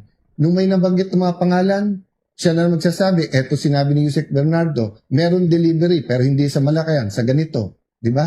So, naging kasangkapan ang Blue Ribbon Committee para baluktutin ang batas, imbis na para ito'y gamitin para lumabas ang katotohanan. Dagdag pa rito, Bombo Dennis, Bombo Ever, sinabi rin ni Cayetano na nanghihinayang siya kay Lacson dahil maaari sana umanong maging pinakamalaking parte ng paglaban ng kapwa senador sa korupsyon ang pag-iimbestiga sa flood control, ngunit tila binali-aniya nito ang kaniyang prinsipyo dahil sa umano'y pagpoprotekta sa ilang mga individual. Muli pakinggan natin ang mga bahagi ng pahayag ni Senator Alan Peter Cayetano. Sayang, Senator Lacson. Kasi alam mo kung yan ay pinagpatuloy mo, sana yung lifelong struggle mo against corruption tumatak sa'yo. Who knows? Baka ikaw pa naging choice for president sa susunod. Pero hindi, sinira nyo eh. Sinira mo. Ang ginawa, you bent the law. Diba? May agenda. And who are you protecting? What are you, why? Why? After years. Diba? Samantala, hindi naman nagpatinag si Lacson at tinawanan lamang ang mga banat ni Cayetano. Buwelta ni Lacson, nakakaawa umano si Cayetano dahil hindi pa rin ito makalimot nang mapalitan siya bilang Senate President. Tila hindi aniya nakausad ang kapwa senador simula nang mapatalsik ito sa pwesto. Habang muling binuhay ng senador ang naging resulta ng maikling panunungkulan ni Cayetano bilang Pangulo ng Senado na umano'y nalustay ang tinatayang 700 million pesong pondo ng institusyon dahil sa mga kaguluhang naganap sa mataas na kapulungan. Bilang tugon, tinawag naman ni Cayetano si Senator Erwin Tulfo, ang kasalukuyang chairman ng Blue Ribbon Committee na umano'y lapdog o sunod-sunuran kay Senator Panfilo Ping Lacson. Nag-uulat mula dito sa Senado, ako si Bombo Anghiloganan. And this is Bombo Radio Philippines, the #1 and most trusted source of news and information. Basta Radio, Bombo! Mga kabombo, mga ka-Star Nation, pakigabayan ang inyo po mga anak sapagkat sensitibo o maselan ang susunod po nating balita. Lalo't ito'y tungkol sa minor de edad na 10 o grade 10 student na ahulihan na may dalang baril, puno pa ng bala. Yan ay sa loob mismo ng kanilang paaralan dun sa Iloilo. Alamin natin ang update ng Bombo Radio Iloilo. Iniimbestigahan na ng mga otoridad ang insidente ng pagkakadiskubre ng isang loaded na baril sa loob ng bag ng isang estudyante sa isang paaralan sa Barotac Nuevo, Iloilo. Ang involved ay isang 15 anyos na grade 10 student na nag-aaral sa Barotac Nuevo National Comprehensive High School. Ayon sa Barotac Nuevo Municipal Police Station, agad na ipinaalam ng mga opisyal ng paaralan sa pulisya ang pagkakatuklas ng isang 38 caliber revolver na may lamang 6 na bala sa loob ng bag ng nasabing estudyante. Agad na rumisponde mga pulis at sinailalim sa kustodiya ang baril at mga bala habang ang estudyante naman ay dumaan sa Child Sensitive Intervention Protocol bilang isang Child in Conflict with the Law o CICL. Sinabi naman ni Police Lieutenant Colonel Arnel Solis, ang spokesperson ng Iloilo Police Provincial Office, na inilipat na rin sa pangangalaga ng Department of Social Welfare and Development ang nasabing minor de edad upang sumailalim sa kaukulang intervention at iba pang kinakailangang proseso. Samantala, nananatili sa kustodiya ng Barotac Nuevo Municipal Police Station ang nakumpiskang revolver at mga bala. Sa ngayon, ayon kay Solis, patuloy ang koordinasyon ng Philippine National Police at ng Department of Education upang higit pang paigtingin ang mga security protocol sa mga paaralan kasunod ng insidente. Ang estudyante ay dinala sa counselor's office dahil may tip ang school authority na possibly meron siyang baril na tinatago, and tumawag ng pulis yung ating teacher, and pagdating ng pulis doon po chinek yung bag ng estudyante, and doon po nakita yung baril po. Si Police Lieutenant Colonel Arnel Solis para sa Bombo Network News mula dito sa Bombo Radio Iloilo. Ito si Bombo Ayan Gahete. This is Bombo Radio Philippines, the #1 and the most trusted source of news and information. Basta Radio, Bombo! Nasa halos 1,000 kaso naman ng bullying sa mga paaralan sa Western Visayas na italaya ng Department of Education.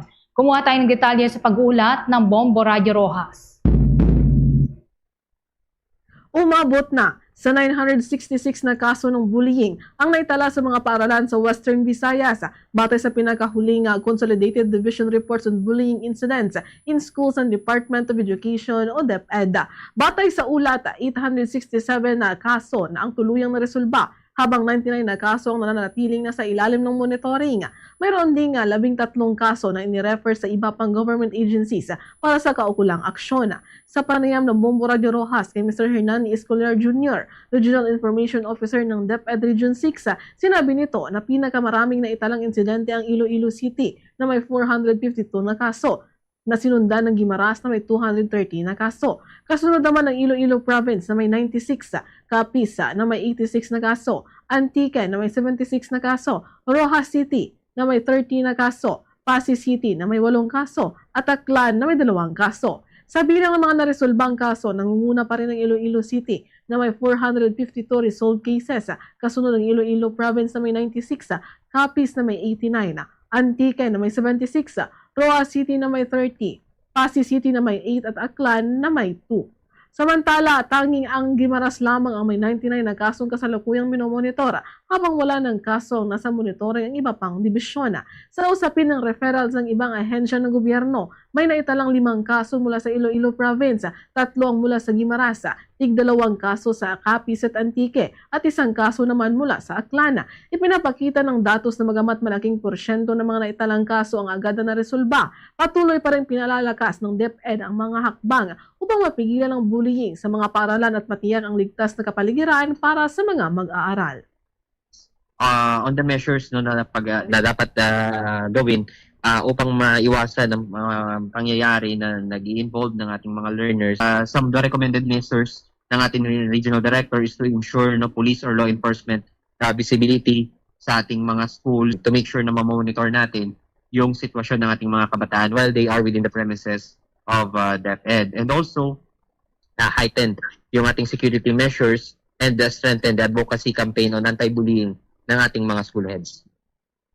Mula rito sa himpilan ng Bombo Radio Rojas para sa Bombo Network News, ito si Bombo Syra Joy Aluad Bautista. And this is Bombo Radio Philippines, the number 1 and most trusted source of news and information. Basta Radio.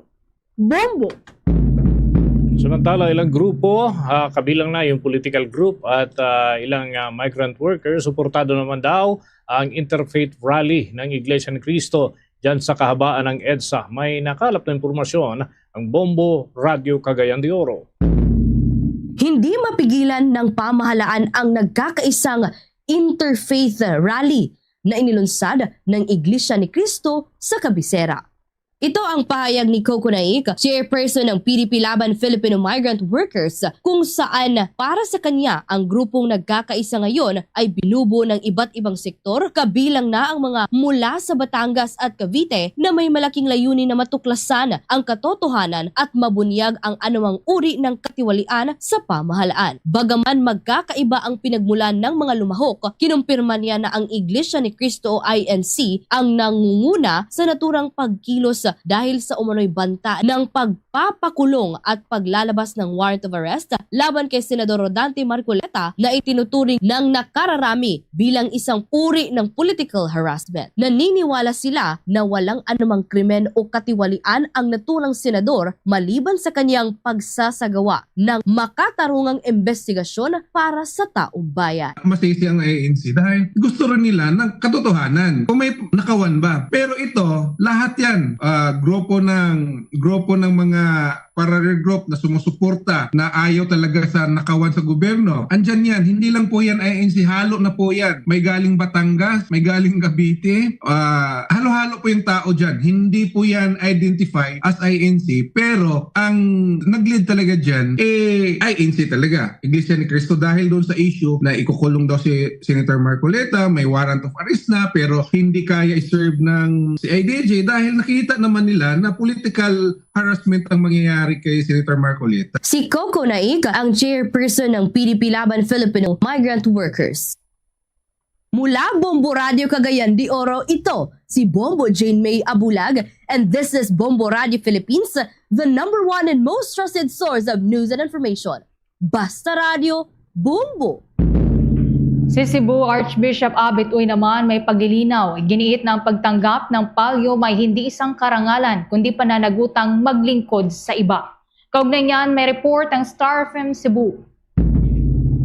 Binigyang diin ni Cebu Archbishop Alberto Abet Uy na ang pagtanggap ng palyom ay hindi isang karangalan kundi paalala ng pananagutang maglingkod at mag-alaga sa sambayanan. Matapos tanggapin ang palyo mula kay Pope Leo XIV sa Vatican noong Hunyo 29, sinabi ni Uy na ang sagisag na isinusuot sa balikat ng mga Metropolitan Archbishop ay napaalala na ang isang obispo ay pastol bago maging administrador. Ayon sa Arsobispo, ang palyom na yari sa balahibo ng tupa ay sumisimbolo sa pagtulad kay Kristo na pasan ang kanyang kawan. Ay ang tunay na pamumuno sa simbahan ay hindi tungkol sa pagiging nakatataas kundi sa pagdadala at paglilingkod sa iba. Idinagdag pa niya na ang pangmatagalang pamana ng mga pinuno ng simbahan ay hindi nasusukat sa mga titulo, gusali o pagkilala ng publiko kundi sa mga buhay na nababago sa pamamagitan ng mapagkumbabang paglilingkod. Matatandaan nga kasabay nga ni Uy na tumanggap ng palyom sina Cotabato Archbishop Charlie Inzon at Nueva Segovia Archbishop David William Antonio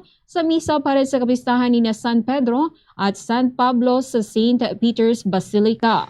Many people think it is simply another vestment, It is much more than that. Made from the wool of lambs, worn around the shoulders, the pallium reminds every Metropolitan Archbishop that before he is an administrator, he is first a shepherd. The pallium is worn on the shoulders because shepherds carry sheep on their shoulders, not on their heads. Leadership in the church is never about standing above others.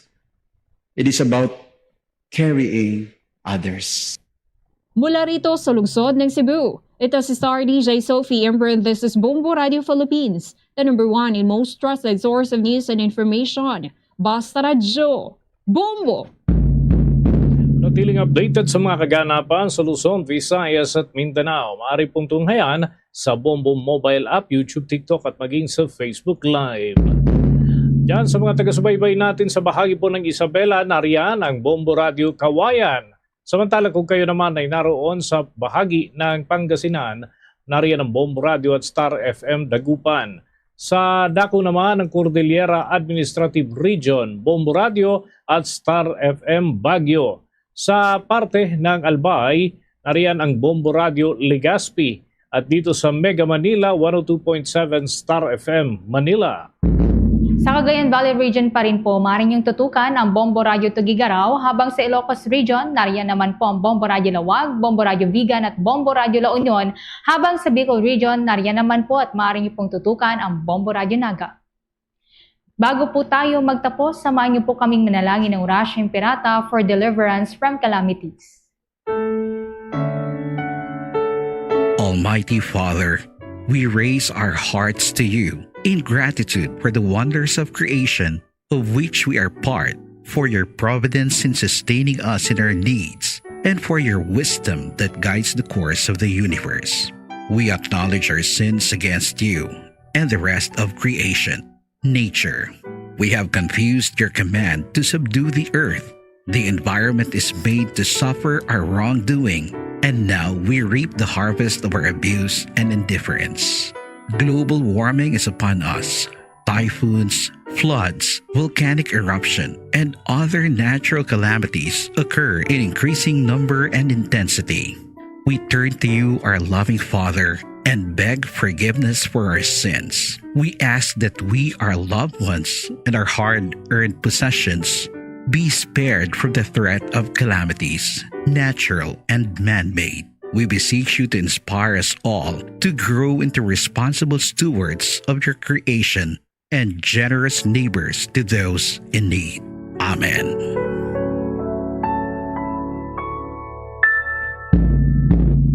Luzon, Visayas at Mindanao. Yan ang kalipunan ng ating mga balita sa Bombo Network News Noontime Edition, ang back-to-back winner sa Catholic Mass Media Awards bilang Best News Program.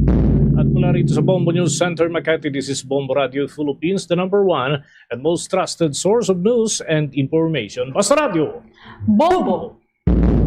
For the most trusted source of news and information, visit our website at www.bomboradio.com. Follow us on Bombo Radio mobile app, Facebook, YouTube, TikTok, and X, formerly Twitter. Like, share, and stay connected. Anytime, anywhere. Oras sa Bombo Radio Iloilo, Philippine Standard Time. 2 minutos na nakalikan sa takna sining launa. Balik na diri sa pagpangalagad sa Bombo Aray sa udto sa DYFM Bombo Radio Iloilo. Si Bombo Krill Milyasa nag-standby na karon. Iloilo City Disaster Risk Reduction Management Office Urban Search and Rescue pasiguro nga mayara sa kapasidad nga magresponde sa anuman nga kalamidad ini sa gyapon in line sa aton sinikaron yang pagsaulog sa National Disaster Resilience Month subong bulan sa Hulyo. Bombo Krill sa report, please go ahead. Ginapasiguro sa Iloilo City Disaster Risk Reduction and Management Office Urban Search and Rescue nga mayara sa kapasidad ang aton diri nga syudad sang Iloilo nga magresponde sa anuman nga klase sa kalamidad. Suno diri kay CDRMO Urban Search and Rescue Chief Daryl Darwin Tolasida sa iya diri ging payag no nga mayara tano sa tatlo ka available rescue vehicle ang syudad sang Iloilo para man nga magresponde in kaso nga nagakinahanglan gid sa response or bulig man ang mga pumuluyo kaga residente man sang syudad sang Iloilo. Tanan nga assets kuno diri sang syudad ang ginagamit sa mga technical emergencies no ang ginapahamtang sa subong sa Suok Eye Care agod na likawan nga ma-damage ang mga iniaton nga assets kay ti ginapahayag na kung ibutang diri kanon sa Maya City proper sa center gid naton diri sa syudad sang Iloilo posibleng nga ti maapektuhan ini sila once abi magluntad ang mga calamity naton no kati kumbaga fragile ang mga ini given nga mga dalagkuan wala ang mga buildings naton ang mga establishments diri sa center sang Iloilo City so ginbutang nilang ini mga assets man sa Suok Eye Care kaga didto ginapasiguro nga kung magakinahanglan na in times no sang calamity nga ti mausar ini gilayon kag magamit ini gilayon kiti wala sa mga obstructions man no, sa palibot as ini tigin pahayag man no ni CDR Urban Search and Rescue Chief at Tolasida nga sa subong nagapadayon man diri ang ilang nga pag-develop sa nga continuity plan for response para sa mga responders agod nga mas nakahibalo or makahibalo pag ang mga ini sa mga dapat nga himuon sa tion sang kalamidad naka-on duty man kunang ini sila o kung naka-off duty. So maskin kano kung diin man ini sila nga sitwasyon if ever nga magluntad gid man ang mga calamities nato nakahibalo na ini sila sa mga dapat nga himuon para nga gilayon na makahatag man diri sang responde sa mga nagakinahanglan. Ginapasiguro man diri no nga ang mga equipments kag iban pa nga mga assets ang syudad ang permi available sa tion nga kinahanglanon ini kung sa diin ginapasiguro man nga tanan sang ining mga assets ang mayara sa nga reserba.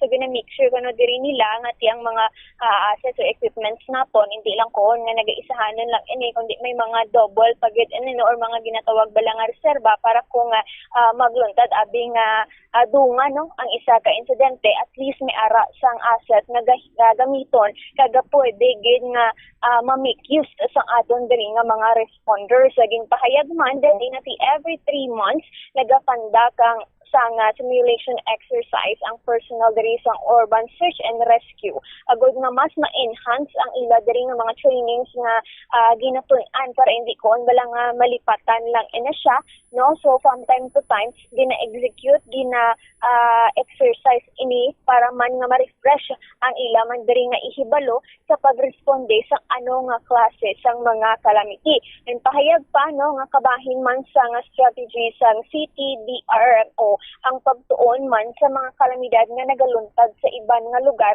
agud para mahatagan inino sang tagtamod man as well as para matun-an nga ginakabig nila diri nga do case study bilang bulig man para sa ila nga mahibaluan kung paano abi i-handle or mag-rescue sa nagkalain-lain nga scenario once abi nga magluntad sa aton diri sa may syudad sa Iloilo kag gina-anticipar man sa nga aton diri nga mga responders sa syudad sa Iloilo no ang dugang pagid nga mga simulation exercise upod ang aton diri man nga mga residente ang as well as mga public para man nga ikandak no ang nagkalain-lain nga exercises sa tion man abi sang oras tiyempo as well as pag-consider sa nagkalain-lain nga type of environment hindi ko nga sa specific lang nga lugar dira lang magakandak sa earthquake drill so dapat kano ma-cover no tanan diri nga mga areas as well as man napalap na gid ang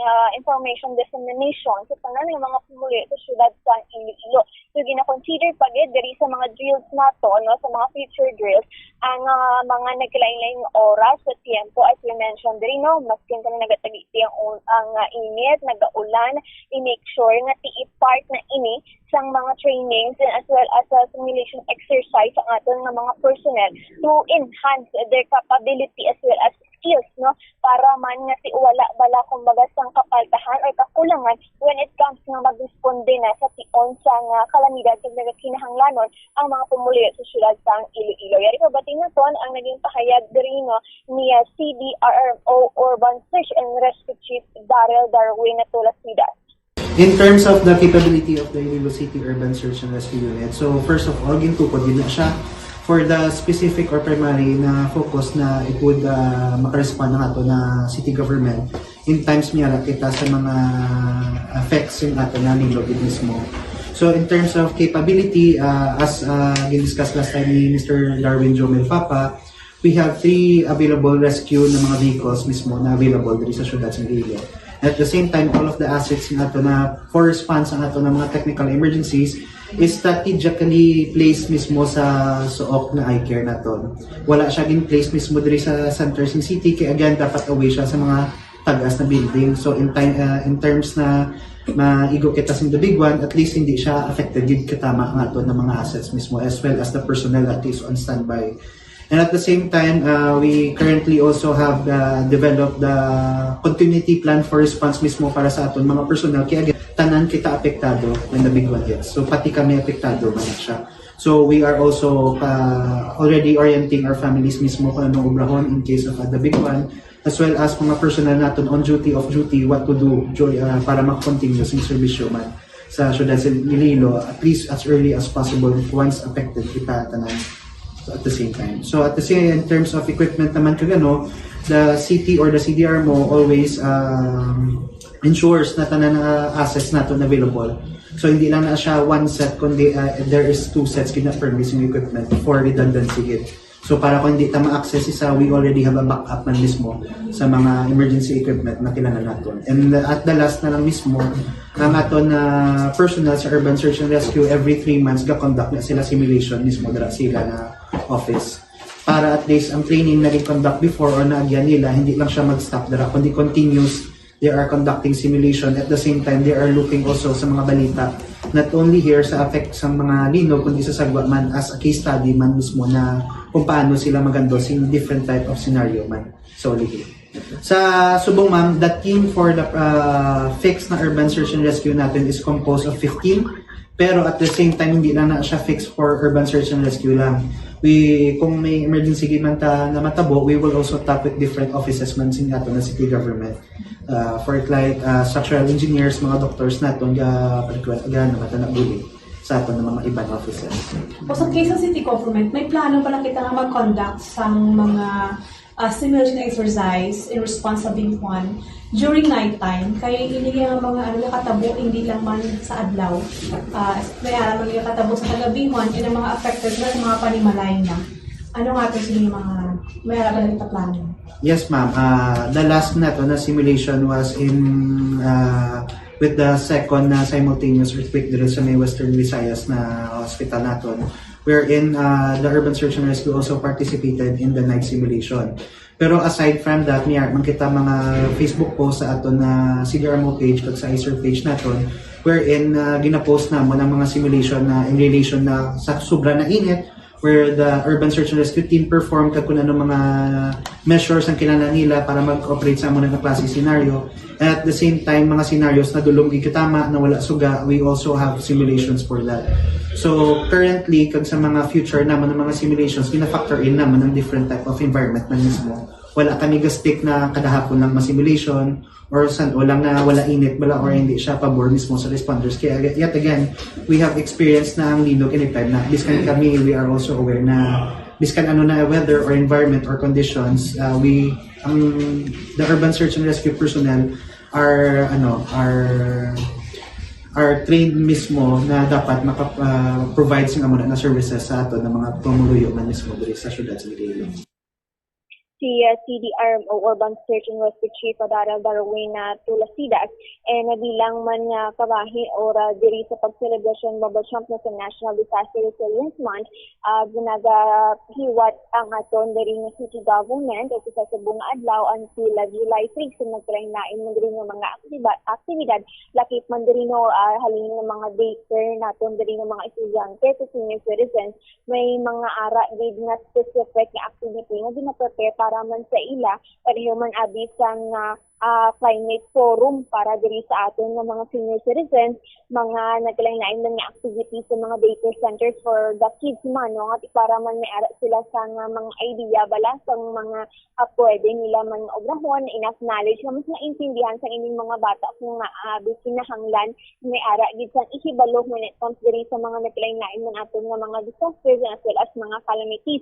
So may mga ara man sa mga expo nga mga exhibits man upod man diri no aton nga mga civil society, private sector as well as sa mga academic partnered no sa ining aton nga city government para mas mahatagan sang enhancement ang mga ihibalo sa aton diri nga pumuli diri nga sa siyudad sa Ilo bilang gid nga preparasyon no sa aton nga diri nga ginalauman o mga possibilities no mga possibilities gid nga ginalantaw nga magaluntad man diri sa siyudad sa Iloilo nga mga calamity sa Bombo Chang.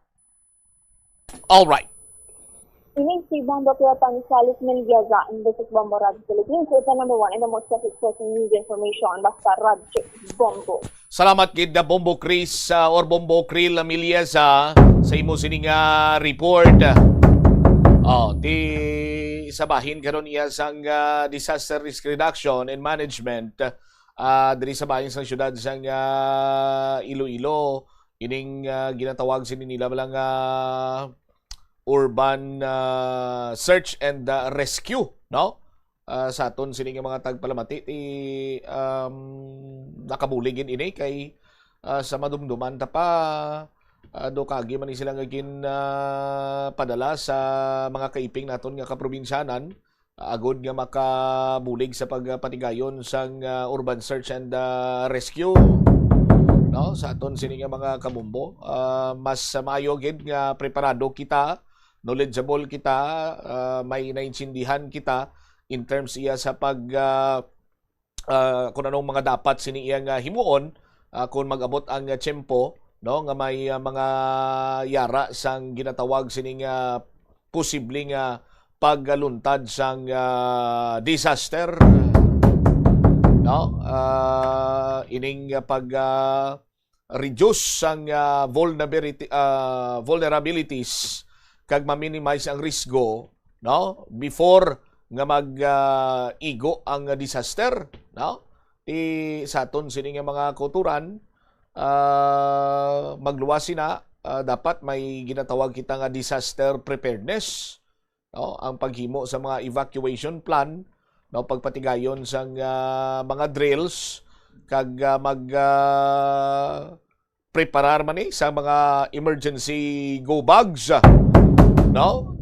Sabahin sang disaster response, pasiguraduhon nga madasig, organisado, maayo ang search and rescue kag mga relief operations, no? Sa aton sini karon nga mga kasimanwa kag siyempre kita nga mga Pinoy ginahingadlan kita bilang mga resilient, no, nga lahi sang tawo.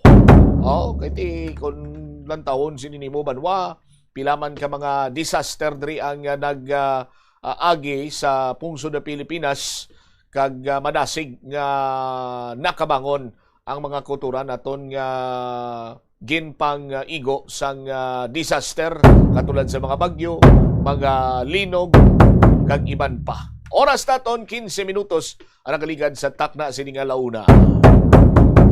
Speaking sang disaster, nagakangawa karon ang mga vendor, no, sa Iloilo Terminal Market. Ining mga nakapwesto bala, vendor sang mga utanon kag prutas. Kay ini sila ang nahamtang sa second floor, no, sang bag-o sini naton nga mga merkado publiko diri sa palibot sa syudad sang Iloilo. Now, kung madumduman nyo pa, there was a time nga nanging dako nga isyo ang may kantanan sa mga nagabulante. Ti karon nag-come up sang idea si Mayor Inday Raiza Trias nga hatagan sang kaygayunan nga makabaligya ang mga bulantero pinaagi sa market day. No? And ining market day, sa madumduman pa naton do kasubong isa ini ka experimental nga pagpanugot sa mga nagabulante sa pagbaligya man sang ila sini nga mga produkto, no, sa aton sini nga mga kabombo. Pero diri karon kag naapektuhan naman iya ang kita sang mga nagaplastar sa sulod. Kay ang mga bumalakal, sandig man sa aton sini nga pangusisa, ang mga bumalakal kuno sa aton sini nga mga kuturan, ang nagahulat na lang iya sang market day kag among pagpanyindahan. During regular days, ti tuman kalaka-laka ang nagapanyinda sa mga vendors, fruit and vegetable vendors sa mga merkado publiko naton, particularmente Iloilo Terminal or SM Iloilo Terminal Market and SM Iloilo Central Market. Si Bombo Sandy Balogo may follow-up report. Bombo Sandy, sa report, please go ahead. Nagbabutyag sa pagkadismaya ang mga vendors sa Iloilo Terminal Market bangod sa problema sa kita dulot sa mga volanteros. Sa interview sa Bombo Radio Iloilo kay alias Lydia, isa sa mga manugbaligya sa Iloilo Terminal Market, may gindesignar nga market day nga Martes para sa mga ambulant vendors sa guwa sang merkado. Apang masami, nagadiretso na lang sa mga bolantero ang mga manugbakal bangod mas ginapili nila ang barato nga mga ulotanon kag ginatingob nila bakal ang sinimana nila nga supply. Bangod sini, apektado na ang kita sang fruits and vegetables vendors sa sulod sang merkado bangod nagabayad pa sila sang renta kag business permit. Nag-file na sa manifesto ang Market Vendors Association sa city government nga pagatunan na konstudyuhan ang pagplastar sa mga ambulant vendors bangot nagakaputo na ang ilakita sa mga manunggabaligya sa sulod sang merkado. Yari pamatian naton ang nanging kabahin sang pahayag ni alias Lydia sa interview sang Bombo Radio Iloilo. Lang namon tani ipalabot sa aton nga city mayor, may second floor kag third floor nga mga and vegetables nga baligya apektado na gid sang pero although gimplastar sila nga may market day, hindi na gid kami masakaan diri bangod nga ang mga tao balaan namon nga nagalagas man sang barato pag market day na gani ginatingob na nila pamakal for the supply nila sa one way. Lagi kami di masakaan. Nga mo na nga pangabay, nga kung tani, istudyonuan liwat sa city government para maplastar man nga hindi kami maapektuhan diri nga legal na mga vendors. Gabulante mga fruits and vegetables. Oo, amo mala na ang bulante like sa mga out of town ginadala nila di na produkto. Hindi kami kabato sila presyo kay ti ilatanom ila baligya kami mabakal pa sa ila kag ibaligya diri may mga renta nga ginalagas, may mga bills. Ti ang presyo hindi gid namon malagas sila. Ang mga banugbakal gabantay na lang sa mga bulante. Hindi na kami diya mabaklan sa babaw. Sang manifesto kaga nagapangabay na kung pwede studyuhan ina ang iya sang bulante, ang Market Vendors Association. Nabatian si alias Lydia, isa sa mga manugbaligya sa Iloilo Terminal Market. Ginatungha pa naton nga kuhaon ang bahin sa presidente sa Market Vendors Association sa Iloilo Terminal Market, subong man ang head sa Iloilo City Local Economic Enterprise Office nga si Ms. Maricel Mabaquiao. Bombo Champ. Bombo Sandy, pwede mo ma-share sa amon sa imo sini nga pagpadulong dito sa may Iloilo Terminal Market. Anong imo nga naobserbaran? Madamo yun man sa nagabakal to kung do pilang nahot lang ang mga bumalakal nga nagasaka pa dito kung sa diin amtang ining mga fruits and vegetables nga vendors naton. May mga nagasaka man sa babaw sa dara sa may second to third floor sang super kay dira bala nagabaligya ang mga mga ulutanon pagkadto naton didto sunod sa kay alias Lydia usually mga gabi pa na usually or mga manughapon kon gabi pa na usually pwesto ang mga bolantero dira pero sa aton nga pagpanglibot do makita naton nga do medyo laka na gid man ang mga nagakadto dito. May mga ara man pero hindi gid ang usually expectar naton nga damo nga mga nagakadto dito kay siling gani ni sang aton nga gin-interview ginahulat na lang gani sa mga nagbakal na mag-abot ang ining mga bolantero kay tuod gani mas barato tuod mas kay gani kay syempre gaka problema man ang ining mga sa sulod gid sang sining super ang mga nagbaligya sa mga ulutanan dire Bombacham. All right. Ini si Bombo Sandy Brian Balogo and this is Bombo Radio Philippines, the number one and most trusted source of news and information. Basta Radio Bombo. Salamat gid Bombo Sandy Balogo sa imo sining follow-up report.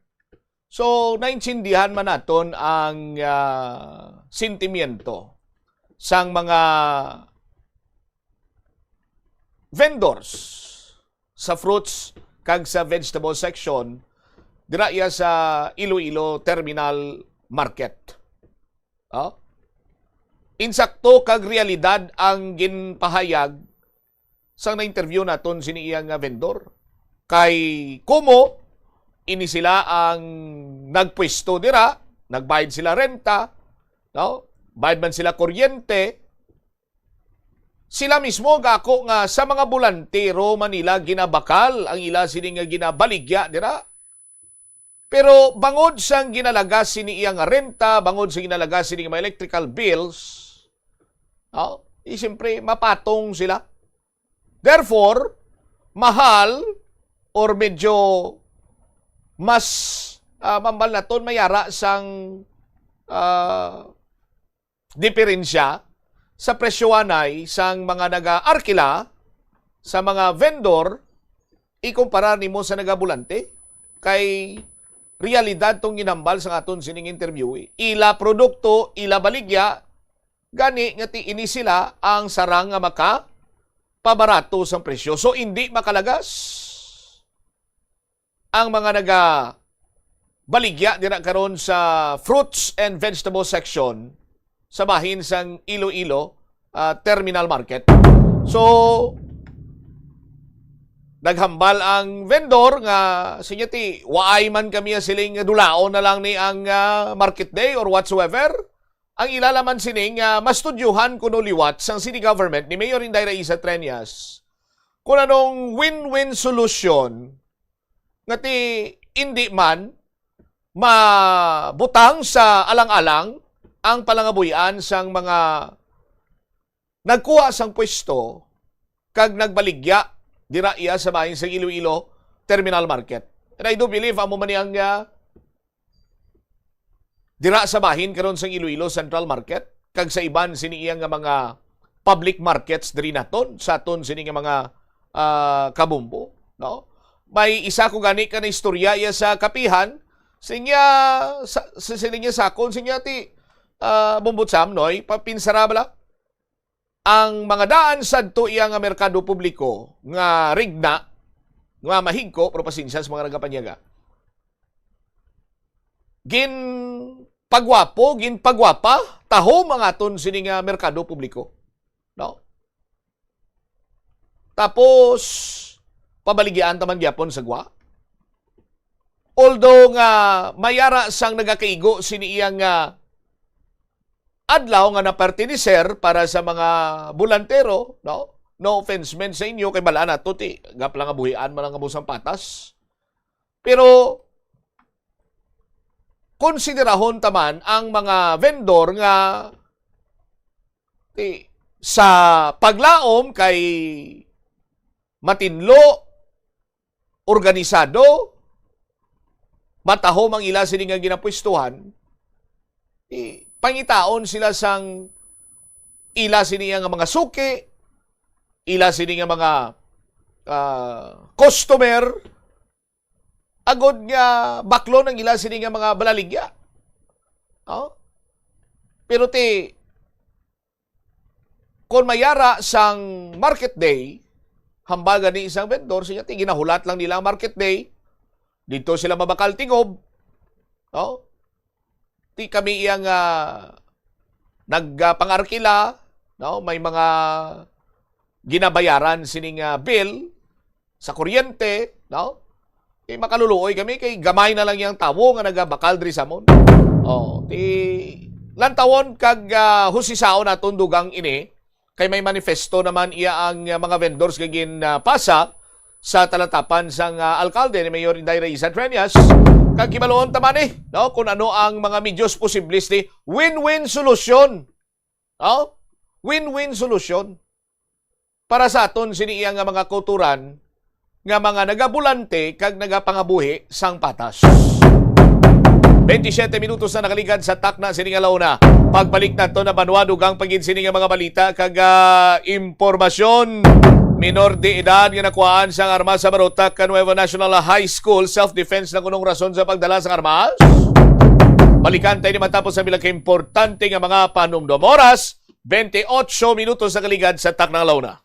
Plus Wala di Iloilo Billboard of Activities for June 28 to July 4, 2026.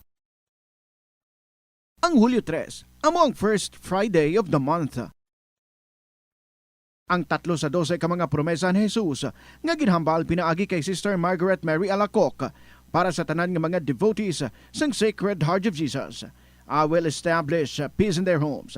I will bestow abundant blessings upon all their undertakings. I promise you, in the excessive mercy of my heart, nga ang akon all-powerful love, ang igahatag sa tanan nga mga baton sang Holy Communion sa First Fridays, sa siyam ka consecutive months, ang grasa sang final perseverance.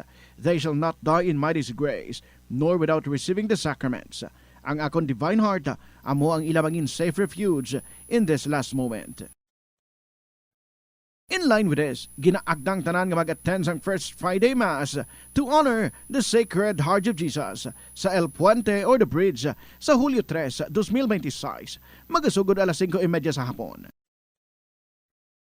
Magabalik sila this weekend to give you one great and entertaining show sa concert at the Plaza presents the Technocrats Band.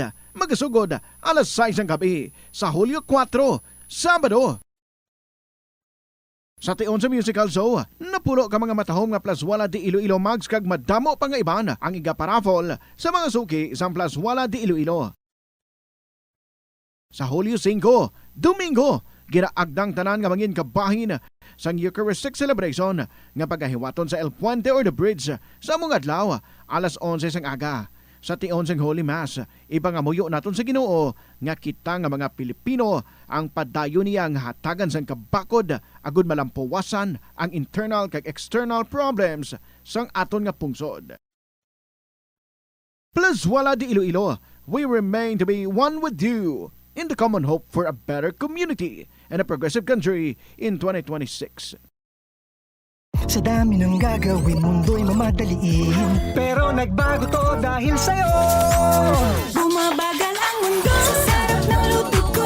May one pot order na lutawit sarsaya. Ang sarsaya, nagbibigay ng kumakapit na linamnam.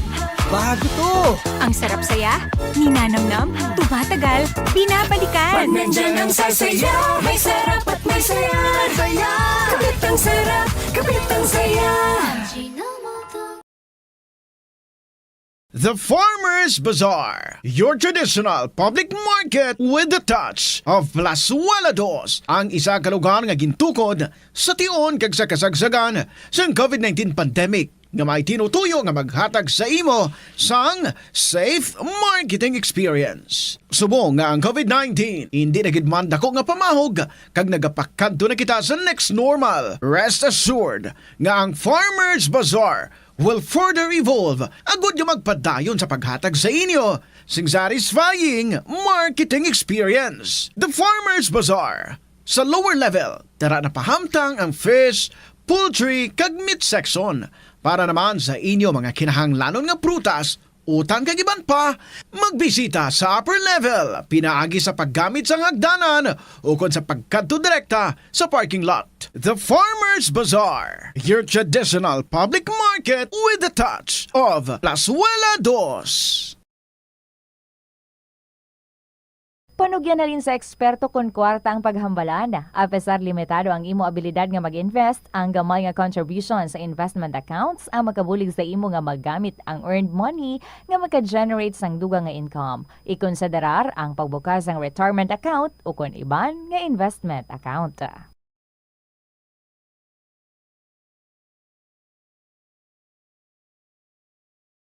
Aksidente sa dalan. Yari mga tips nga dapat tandaan sa tion nga nagamaneho.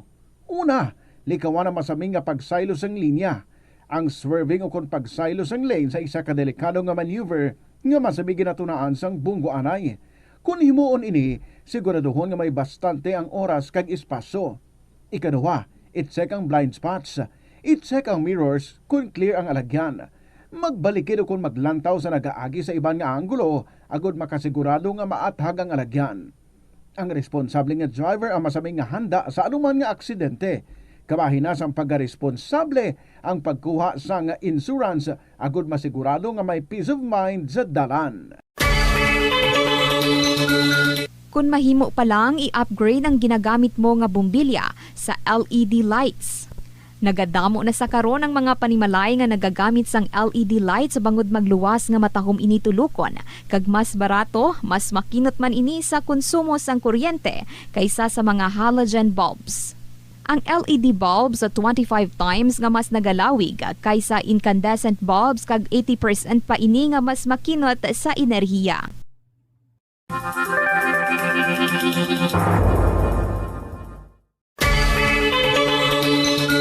Kung nagabiyahe, dalang salakyan, planuhi ang ruta, kag tingbo ng mga malipot nga ruta, kag isahon na lang, agod makakinot sa gatong. I-schedule ang biyahe nga off-peak hours para ma-minimize ang inoras sang idling sa traffic. I-practice ang carpooling kung mahimo pa lang para mabuhinan ang numero sa mga salakyan sa dalanon. Ang kasubo kag depresyon ang hindi pareho nga balatyagon. Ang depresyon ang hindi gulpiyada lang nga nagakatabo sa isa ka tawo. Masami man nga ginakabig sa mga tawo nga depressed ini bangod sa kasubo nga nagakabatyagan. Ang kasubo, temporaryo lang nga nagakabatyagan sang tawo kag masami nagadugay sang pilalang kaadlaw. Samtang, makabig naman nga nag-experience ikaw sang depresyon kung masobre na sa 3 ka bulan nga nagabatyag ikaw sang kasubo. Importante nga mahibaluan ang mga naga-trigger sa nga mga balatyagon agud nga mahibaluan kung paano ini nga bulngon. Paano ipabilin nga matinlo ang ginakaon nga mga prutas kag utan? Dapat nga regular ang paghugas ng kamot nga may habon sa sulod sang 20 segundos bag-o kag pagkatapos mag-uyat sang anuman nga butang. Hugasan sa maayo mga prutas kag utan gamit ang tubig bago ini kaunon o kun isimpon sa ginaluto nga pagkaon. Likawan nga maggamit sang habon o kun bleach o kun anuman nga kemikal sa paghugas sa mga ini. Lutuon sa maayo ang mga utan agud mapatay ang mga mikrobyo nga nagatapik diri. Kung ikaw may ubo o kun sipon, mas maayo nga itugyan na lang sa iban nga miyembro sang pamilya ang paghanda sang pagkaon agud malikawan ang cross-contamination. Kabombo, yari ang pwede mo himuon agud makakinot kita sa paggamit sang enerhiya. Nagagamit ka man bala sang water dispenser sa imo balay o kun opisina? Ini nga kagamitan ang isa sa mga appliances nga mahakog magkonsumo sang kuryente.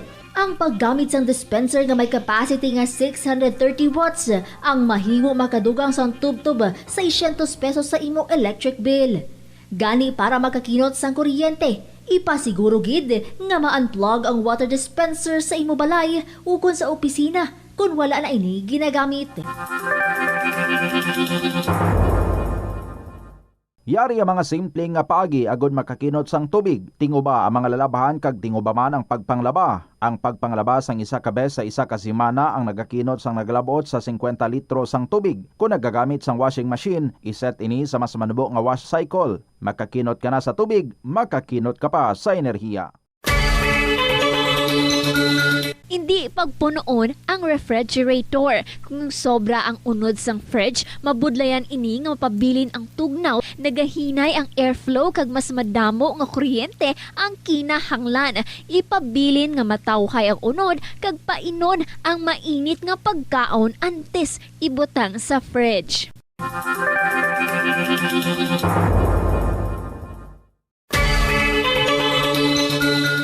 Kung nagaluto ka sa kusina, ipasiguro nga husto ang kadakuon o sukat sang kaldero, kasirola o kalaha sa burner nga ginagamit sa pagluto. Makabulig ini para malikawan ang pag-awas sang kalayo sa kilid kag para mas madasig nga maluto ang pagkaon. Sa sili nga pamaagi, makakinot ka sa konsumo sa gatong kag makapamag-an manini sa mga galastuson. Panugyan na rin sa eksperto kung kwarta ang paghambalan, apesar limitado. Minutos na nakaligad sa takna sining alauna. Balik na diri sa pagpangalagad sa Bombo Anay sa udto sa DYFM Bombo Radyo Iloilo. Standby no sa aton sining mga kabombo. Sa mga kuturan naton may isa karon iya ka makabig sini naton makatalandog balatyagon nga hitabo dito sa may probinsya kang Antique. Bangod nga mayara sang isa ka may nga nagtambong sa graduation, di lang kay nagtambong kundi nagpartisipar sa graduation rites sa iya sini nga bata. Ang dalaya standi na lang sa iya sini nga bata kay ang bata yan nagtaliwan, no? Before pa man sa graduation. Anyway, balik-balikan naton ina later on driban sa aton sini nga pagpanglagad. Check na naton si Bombo Jomar Villa. Estudyante ning minor de edad na kuhaan sa armas sa Barotac Nuevo National High School ti self-defense lamang kuno iniya. Anong latest to sa natabo nga pagpangalutang sa banwa sang Alimudyan? Check na to ng mga balita with the Bombo Jomar Villa. Bombo Jomar, sa report, please go ahead.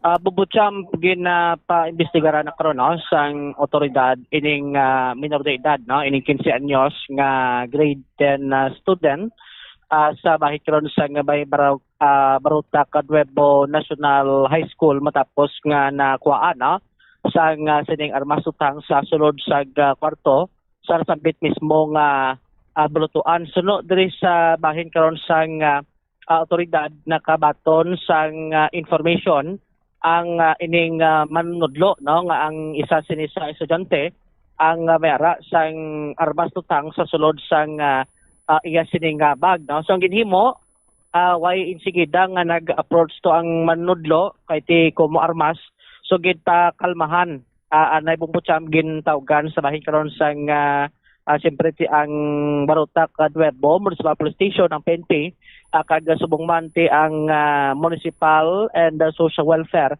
and Development Office of the MSWDO bangod nga ti ang involved sini isa ka minor de edad, no? So dito nga sang nag-abot ni ang bahin karon sang otoridad, so gina-check ang ining bag sining nasambit sini karon nga estudyante kag nakita atong armas nga .38 revolver, no, sa sulod mismo sa sining bag kag may ara sang mga live ammunition, no, anom sinik bilog bala ang na-recover to sang otoridad, no? So loaded ini siya sa bahin karon sa sining armas.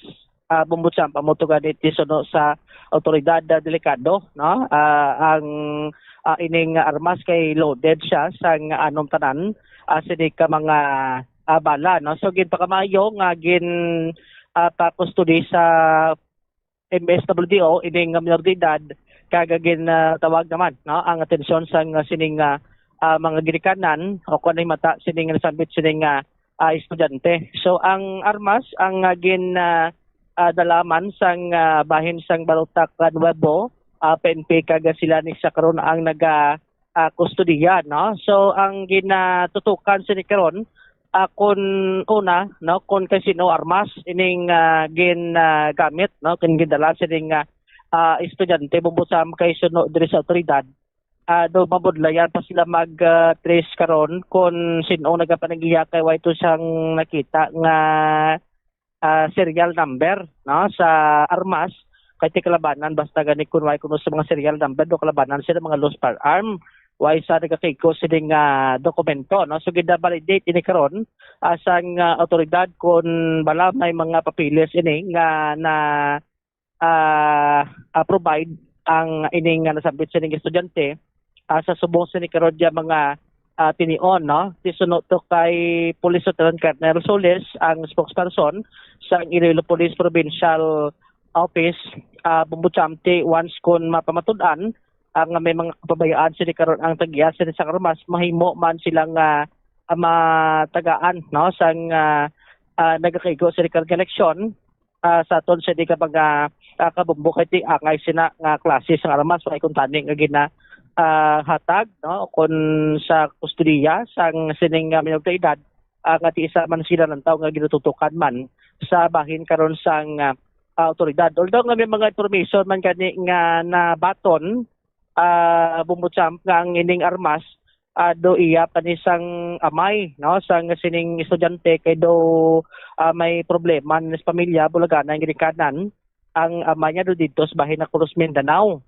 So mo ning nabili ning armas kag mo nang gin gamit abi sang bata no pero sa luwas na among gitutukan karon sang kapulisan kun bala may mga dokumento na nga provided ini mga papilis sining pakita karon kasunod sining pagkustudiya sining sambit sining individual based man diri sa otoridad limitado paggawang information kun nga ang nagdala siya sang armas no sa sulod sang eskwelahan sugin pamangkot na gani otoridad kung may kontra or may ara sang ginadumtan nga nasambit sining estudyante pero based sa initial nga permission nga inisya ang may ginalantaw sining kontra bumbutsam kay based diri sa initial information nga nakaagi inisya nga nasa putihan ang ining estudyante kag ang pagdala sila sa armas at tigin depensa siya sining kugalikod ka only self defense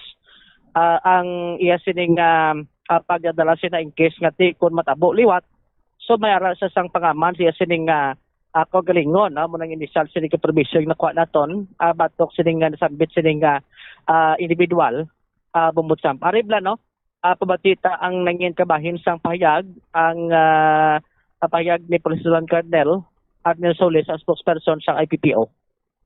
Nakatip sa aton nga teacher dira sa school nga suspectedly may ginadalang armas ang isa ka 15-year-old dira sa eskwelahan and ang ginhimo so summon sa guidance counselor's office ining 15-year-old and nag-call sila sang police and MSWDO ang school. And pagabot sang pulis, mo to gin-check ang bag and nakita ang isa ka caliber 38 and may ara sang 6 ka bala intended for caliber 38. So bali ano kunong tuyo gidto may kontrasa sir? Sa subong wala pa naton na kompleto gid ang mga information considering na isa na sa mga information nga kinahanglan naton and tinanglan man naton na kumpletohon. So bali ang armas na sir required sa documents no? Ipa-check pa naton pero initially upon visual checking sa firearm wala siya sang serial number. Pero process gina is ipa-check pa naton kung possibly may license pala or undocumented ang ining firearm. Paano sa nakasulod sa school? May naga-check man sa gate? So far, syempre, estudyante, makasulod man siya anytime sa school. Wala man siyang may nag-check. Pero may tip lang naglapot sa aton nga school authority nga possibly may ginadalang armas inang estudyante. Custody ka estudyante sir din? Ang estudyante, gin-turnover naton sa Municipal Social Welfare and Development Office and ang custody sang firearm ara sa aton police. Okay. Ang school nga ni may security guard man na sir? Lantaon pa naton kung may designated walang security guard ang school or wala. So based sa record initially, may mga kaagyan na involved sa mga kinagamo ning bata? So far, isa pa na sa mga dapat naton hipaluon kay that will form part sa aton nga comprehensive investigation. Na batian si Police Lieutenant Colonel Arnel Solis ang spokesperson sang Iloilo Police Provincial Office sa Bambutsang. Matandaan sa aton sining makbombo after sining insidente sa natabo dito sa Mibahin sa Tacloban nagbando man gani no ang Department of Education nga mas hugton ang pagbantay sa mga eskwelahan agod katiway sang may masulit no insidente nga may estudyante nga may dalang armas kag possibility basi makapangluthang sa sulod sang eskwelahan bubutsam. So sa steering case karon sa may abahin sang Barutak Nuevo, mayo lang kay natigayon no prior sina nga kung nagamit niya pa no bubutsam ti way mabalaan kung anong matabo. So mas mayo kuno diresbay sa otoridad nga na tigayon gilayon nga kuha ni sa iya sining posisyon ining nga nasambit sini karon nga armas luthang bubutsam. Matandaan man based sa aton sa nga pagpangusisa ang ining nasabit sining estudyante ang sa popo sinisigang nga sining lolo no bubutsam kay based diri sa information nga ang nanay kag ang tatay sini duwa tagit sindihanay kag do ara na sa malayo sining luyo sining nasambit sining estudyante bubutsam. Tingin pasigurado man no sang otoridad nga matagaan ini sa kay sining Tulpangod pagi karon sa pag assessment sang municipal and social welfare and development office sining nasabit sini ang minor de edad bubutsam. Delikado Bombo Jomar sang kasubong sina nga sitwasyon as per information dito karon sa eskwelahan may mga malaba sini nga pila dito kay isa-isa gid gina-check sa karon ang mga bag sining mga estudyante nga nagasulod sa nasambit sini nga bulutuhan. At the same time ang mayor sang Banwa ang nagpagwa naman iya sang iya sini nga statement kag ginadismayaya gid kay nagakasubo siya nga may mga kasubong sini nga insidente nga natabo sa Barutak Nuevo National High School Bombo Jomar. Amo gani na actually ang ila sining gate mo ni kay na nagatingwa tagadi ka maka-approach man sa management o kon sa principal galing dogin refer lang sa school division no sang Iloilo bumbutsamp no sa proper sinabi ka statement man sa eskwelahan kay gusto tamam sa nagaan mo. Yes. Na kung paano nakasunod kay after to gani sa shooting tos may takloban at may tagadi do nagstrikto na ng mga eskwelahan sa pagpatuman sining monitoring no security measure sa sunod sining nasabit sining insidente. Dumduman tani sang ligad sining adlaw lang dito sa may Banwag nek Saragato sa may eskwelahan Bombotsam Tamaklawig pila no duga pila kalang panagtang iyodabla sa mga estudyante god kati sigurado nga wag may makalusot no tiabo nang isa sa gusto tabad karon masanagan kung paano ni nakasulod gid man ang ining armas sang sining estudyante kag na recover na dito sa sulod sang sining bag sa nasambit sini nga eskwelahan Bombotsam. All right. Samtang sa pihak sining bahin update lang kita sa sining natabo bla nga sining incident sang dablag lang sa may Banwa sang Alimodyan no especially dito sa may area karon sa barangay Kinyaspan sa may Alimodyan Iloilo sa din duha ka mga individual ang bawian sa kabuhi no kung sa dinti ang suspitsado ang empleyado sang Alimodyan local government unit no sa idalom ini siya sang engineering department sa may nasambit sining Banwa kag nagatrabaho bilang driver Bombotsam no so nagpagwa diri sang statement ang alkalde sang Alimodyan sa pagpunguna diri ni Mayor Ayan Kenneth Alpeche no kung sa din sa alkalde nga nagapanawagan na inisya nga mag-surrender na o kung hatag man no sa sining kagyunan ining suspitsado kag gusto man no sang alkalde kati maklaruhan kung nga ang obra niya to ang nasambit sining pangluthang no kay sunod diri kay Mayor Alpeche agin napahayag sini do mga 5 kunok to gali ning nagatrabaho bilang bodyguard no sang alkalde ining driver kag siguro do mga lapit pa lang isak tuig nga naggasaylo ini siya bilang driver sa idalom karon sang engineering department no kay sunod diri kay Mayor Alpeche kay do ginakulang kuno sa nagligad la no sang driver ang nasambit sini nga departamento so nag-decide nga didto lang sa anay kag solihiti do na may andam lak no bumbucham no sa sa trabaho amo tungod do na lingaw kag subong ti didto na lang siya abi no nga nagamaneho karon sa dalom sang sambit sining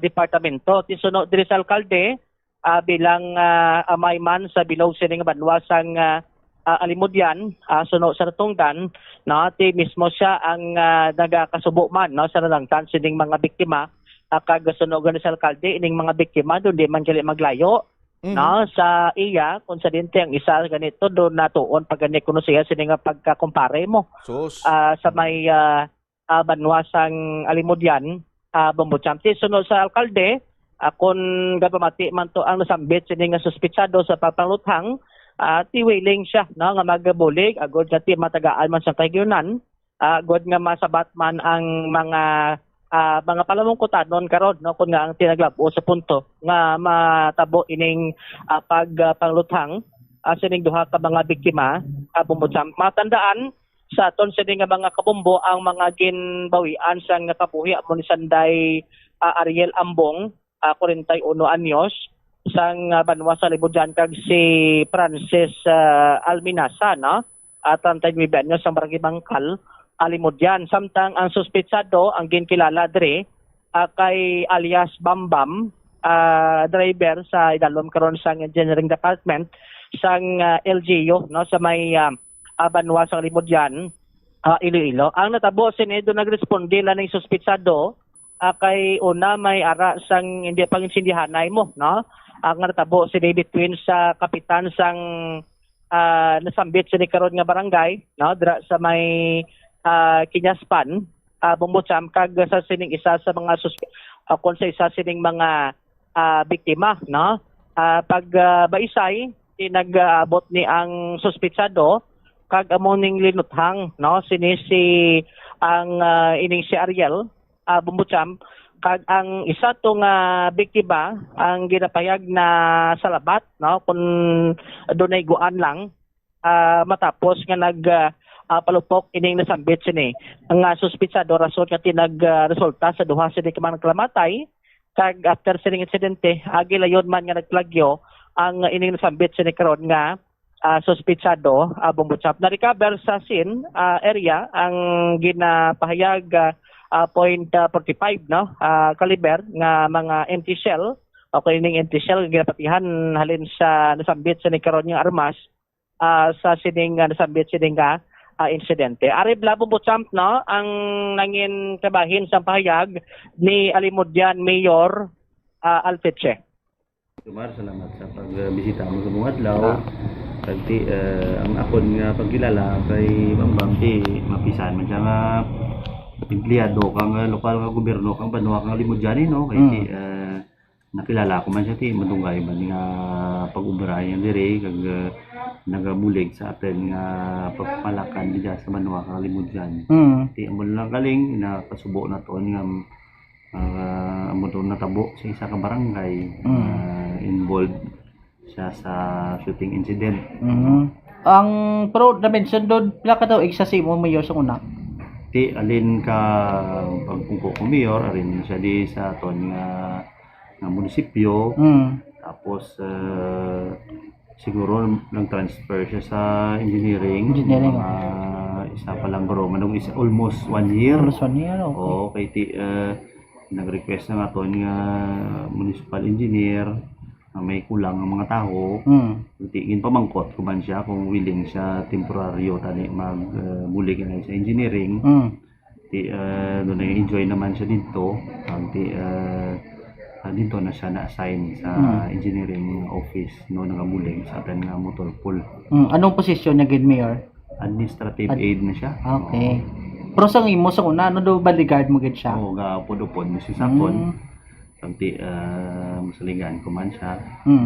Empleyado kang lokal nga gobyerno. Yung wala na ginakasubo na to ni may involved siya sa shooting incident sa isa ka barangay na mo diri sa Banwa kang Alimudyan. Mga pilak tuig si gani siya. Ano mo? Pagpungko ko gid. Basta di katuig sobra gani siguro. Anong rason ni Silo siya? Yaman gusto or ano? Sa din Sa engineering? Hindi kay ti mo naman nga ang amon nga engineering nagapangita kang temporaryo nga driver kan bala no. Hindi may mga equipo kami. Naka-purchase kami isang truck bala. Okay. Ti ang bala engineer nagapangita sa isang masaligan man nga driver kiti ang isa ang salakyan dapat ang hindi lang ang sakyan mo dapat ang drive sa ligan man no kaya especially naging nga ang aman nga area ti alos tanan mabukid ang aman nga mga kabaranggayan ti min pamangkot man siya kung willing siya temporarily tani nga magbulig-bulig dito sa engineering ti amo na gintawa naton ti order nga dito is transfer siya sa engineering office ang magbulig. So kun ka pamati sabi mi os bamban anong sarap mong plabot? Ati ma'am no ang ginapangambay ko gid nga mag-voluntary surrender ikaw wag nga pagatumangan ang amo nga involvar mo sa shooting incidents barangay Kinaspan di kung tubangan mo may mga pamagi man na ang proseso man natin nga gobyerno nga ti gahatag sa imo no kinapataram mo man nga dipinsahan mo kagulingan pero mas namiin nga para may baluan gid sang tanan ano gid ang kabangdanan kang ano to nga amo to nang tabo ti willing gid ang kuman mga imaw kanimo nga mag surrender sa atin kapulisan. Anytime open ka man no? Open man kag ang akin nga komunikasyon ti way managlain number ko kag sa gyapon na mo magyapon kag ti kung diin man ikaw pidi tagid ka nga imawan nga mag adto sa atin nga kapulisan pasarig ni Sir Ledesma man nga ti iproteharan ikaw diya sa pag-surrender mo no pagod nga atubangan ang pasaka nga kaso sa imo. Na batian si Alimodyan Mayor Ayan Kenneth Alpetse Pumbusam. Pasalig no ang alkalde nga anytime no 10/7 kung gusto gid no nga mag-surrender ti may mag-approach sa iya kung mag-tawag no kay kagit man tawag ni kay Mayor isa pa lang kaling sabat na yon. Ang number ni Mayor Alpetse Pumbusam ti open siya kung paano nga maka-surrender kag pangatubang man ang ining nasabit sila karon nga insidente sa Baybanwa sa Limodyan. Bumbucham. Anong plastada nga naglabot sa punto gani Bumbujumar nga nagtiniruhay gen? Amo na ang isa to gani sa na-mention ni Mayor at Chairman nga gusto na makaklaruhan pagi sini kay Bambam kay siya kabalo kun ano gito ang ginalantaw sini karon nga motibo kay golpe la kuno siya umabot nag-intervene no nag-intrato sa isa-isang putong barangay sa sambito nga lugar kag sa isa sini ka mga biktima nga mo to ang luthang no sang suspitsado bumbutsam kay suno kay Mayor aduay man sa kunok balo gani nga dumay ara sang daan nilgutanon o kun all grants ining information sini naton may namatyan may nagapusoy pusoy bahig tapos may pagbinaisay amo na to yon lupok kag may nagurayad. Amo nang initial setting information kay suno kay Mayor Alpetse kung may ara gid man sang daan nga nilgutanon o kung may ara na sang old grad sabi Bubutcham ti ang makabalos na sa Bambam ti kung ka-surrender siya, no? Makahatag man sa siya sining statement. So at least nga do maklaruhan man kag mapamuntiad man kung tani, no? Ang iya sining bahin. Kasunod sining nasambit sining insidente. Bumbutsam kay kung lantawon ang nasambit sining insidente ti ang isa to do nagdalahig lang kuno. Yes, nasa labat na to isa ka biktima. Sa lugar, subot silingon do dito gid nag-focus ang iya sining ano do dito gid nag-focus ang iya sining kaugot no sining biktima ng serial nga motong ginbawian sang kabuhi Bombo Champ. All right. Update. Ini si Bombo Joe Marconso Mobilia, and this is Bombo Radio Philippines, the number one most trusted source of news and information. Basta Radio, Bombo. Salamat kid Bombo Jomar Villa sa imong sining follow-up report. Di kung sa diin man si Bambam Subong ang panawagan ni Mayor Ayan Kenneth Alfetche nga mag-surrender kay updan niya man ikaw sa aton sining mga kabombo. 2 minutos na nakaligad sa takna sining alas 2. Iyang gawon talang ni bilang balita dira sa may area sa probinsya kang Antique. Kay ang isa ka amay no nagpakigbahin sa graduation rites sa iya sining anak no makatalandog balatyagon ini banwa bangod nga ang iya sining anak ang nagtaliwan sang damlag lang ti handom sang tagsa iya kag ginikanan makita ang ila bata ang nagamarcha makatapos ang ila sining kurso pero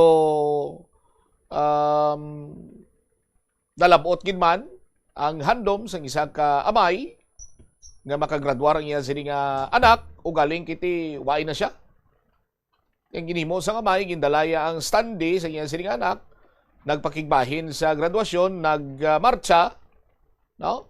Bit-bit ining standi kag nabaton ang iya sining tawag singa ni ang iya sining diploma, no? Sa aton sining mga kasimanwa. I-check lang naton ang balita ni Bombo correspondent Joseph Buen Consejo direktamente sa probinsya kang Antique. Bombo Joseph sa report, please go ahead. Gindala sang isa ka amay ang standi sang anak nga babayi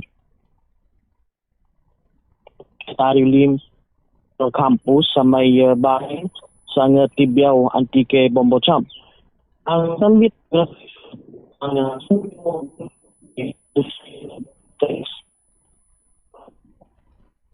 Sanbaya, balikanta si Bombo Joseph. Basi ko nagabiyahe si Bombo Joseph o kung ano plastada. Ano lang siya? Ang adjust lang siya sa connection. Standby sa aton sinikaron niya nga mga kasimanwa. Isa man ini karon sa mambal sini nato na banwang goal achieved or ang iya sining dream come true nga makatapos sa pag-eskwela o galing kiti nagtaliwan na ining estudyante para nga makumplito ini ang amaya mong nag-upo dito sa sining graduation rites. Bobo Joseph, please go ahead. Bobo Cham no ang sang amay ni Caroline Kahilig ang iyang kandi sa graduation ceremony sa University of Antique Tarilim Memorial Campus sa may bahay naman niya sa Banwa sang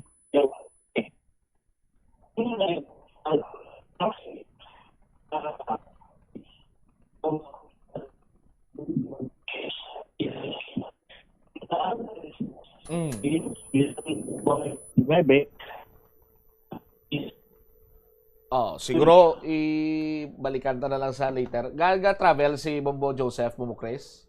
Alang-alang gid ang signal. Sige lang, lihog lang ko na siya nga later on balikan siya nato na. No? Para nga maplastar ining nasabitan karon iya nga balita. Anyway, standby na sa kapon lamang program. Kaupo naman sa kay Tita Regine. Inis Bombo Chama Blanco over kabilin sa imo sa mananay nga hapon. May God bless us all. This is Bombo Radio Philippines, the number one and most trusted source of news and information. Basta Radio Bombo! The Farmer's Bazaar, your traditional public market with the touch of Plazuela Dos, ang isa ka lugar nga gintukod sa tion kag sa kasagsagan sa COVID-19 pandemic. nga may tinutuyo nga maghatag sa imo sang safe marketing experience. Subo nga ang COVID-19 hindi na gid man dako nga pamahog kag nagapakadto na kita sa next normal. Rest assured nga ang Farmers Bazaar will further evolve agud yung magpadayon sa paghatag sa inyo sing satisfying marketing experience. The Farmers Bazaar. Sa lower level, tara na pahamtang ang fish, poultry kag meat section para naman sa inyo mga kinahanglanon nga prutas, utang kag iban pa, magbisita sa upper level, pinaagi sa paggamit sa hagdanan o kon sa pagkadto direkta sa parking lot. The Farmers Bazaar, your traditional public market with a touch of Plazuela Dos. Hindi pagpunoon ang refrigerator. Kung sobra ang unod sang fridge, mabudlayan ini nga mapabilin ang tugnaw, nagahinay ang airflow kag mas madamo nga kuryente ang kinahanglan. Ipabilin nga matawhay ang unod kag painon ang mainit nga pagkaon antes ibutang sa fridge.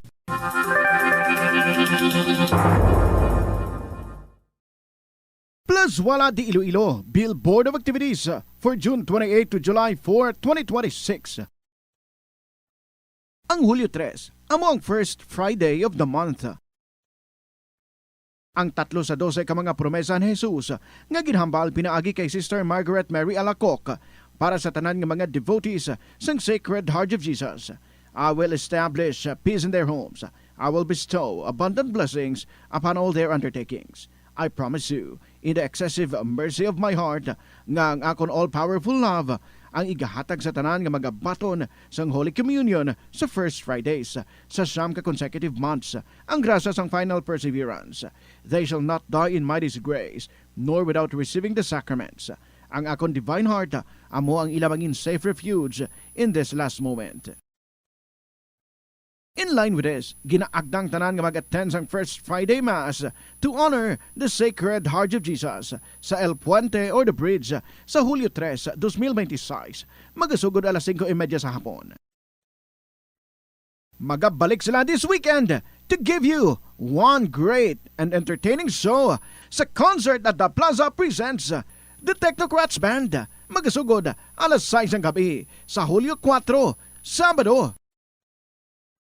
Sa tion sa musical show, napulo ka mga matahom nga Plazuela de Iloilo mags kag madamo pa nga iban ang igaparafol sa mga suki sa Plazuela de Iloilo. Sa Hulyo 5, Domingo, ginaagdang tanan nga mangin kabahin sang Eucharistic celebration nga pagahiwaton sa El Puente or the Bridge sa among adlaw alas 11 sang aga. Sa tion sang Holy Mass, ipangamuyo naton sa Ginoo nga kita nga mga Pilipino ang padayon niya nga hatagan sang kabakod agud malampuwasan ang internal kag external problems sang aton nga pungsod.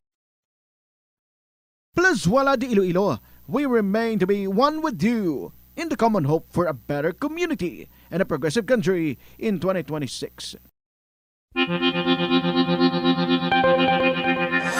Kabombo, yari ang pwede mo himuon agud makakinot kita sa paggamit sang enerhiya. Nagagamit ka man bala sang water dispenser sa imo balay o kun opisina? Ini nga kagamitan ang isa sa mga appliances nga mahakog magkonsumo sang kuryente. Ang paggamit sang dispenser nga may capacity nga 630 watts ang mahimo makadugang sang tubtub 600 pesos sa imo electric bill. Gani para makakinot sang kuryente, ipasiguro gid nga ma-unplug ang water dispenser sa imo balay ukon sa opisina kung wala na ini ginagamit.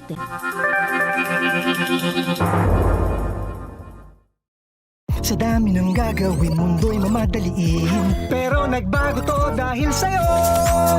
Bumabagal ang mundo sa sarap ng luto ko. May one pot wonder na lutawid sarsaya. Ang sarsaya, nagbibigay ng kumakapit na linamnam. Bago to! Ang sarap saya, ninanamnam, tumatagal, binabalikan. Pag nandyan ang sarsaya, may sarap at may saya. Kapit ang sarap, kapit ang saya.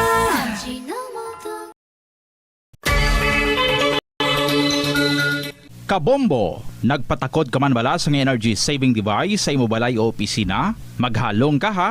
Kay basi nabudol ka. Sunod sa Department of Energy, wala pa sang energy saving device nga nakapasar sa energy label. Bot silingon, kung ina nga device wala sang DOE certification, wala ina nagagana. Magluwas nga hindi epektibo, mahimo pa ina makaguba sa imo nga mga appliances o kung makapataas pa gani sang imo balayran sa kuryente. Gani para makakinot sang matuod sang kuryente, gabuton sa saksakan ang appliances nga wala ginagamit, masami nga tinluan ang aircon filter o kung magamit sang inverter appliances. Tanan kita mayara sang mabulig agud pakibatuan ang climate change. Magamit sang bag nga pwede magamit sang liwat-liwat agud mabuhinan ang plastic bag nga ginahaboy. Bangod ini nagatugas ang greenhouse gases. Ikaduha, hindi masami magamit sang computer. Kung 4 ka oras lamang sa isa ka adlaw ang imo nga paggamit sang computer, makabuhing ka na sang carbon dioxide emission nga 83%. Ikatatlo, kung malapit man lang imo nga kaladuan, mas maayo nga maglakat o kung magsakay na lang sa bike. Magluwas sa makakinot ka na, mabuhinan pang polusyon nga nagatugas ang climate change. Yari ang isa ka praktikal nga pamaagi agon makakinot sa paggamit sang tubig. Pag-usar liwat sang tubig.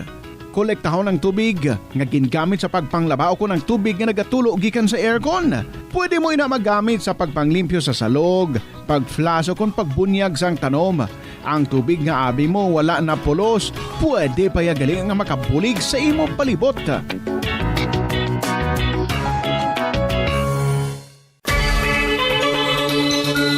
Limitahan ang pag-charge sang devices. Hindi pagpabayaan nga naka-plug ang phone, laptop o kung tablet kung puno na ang battery.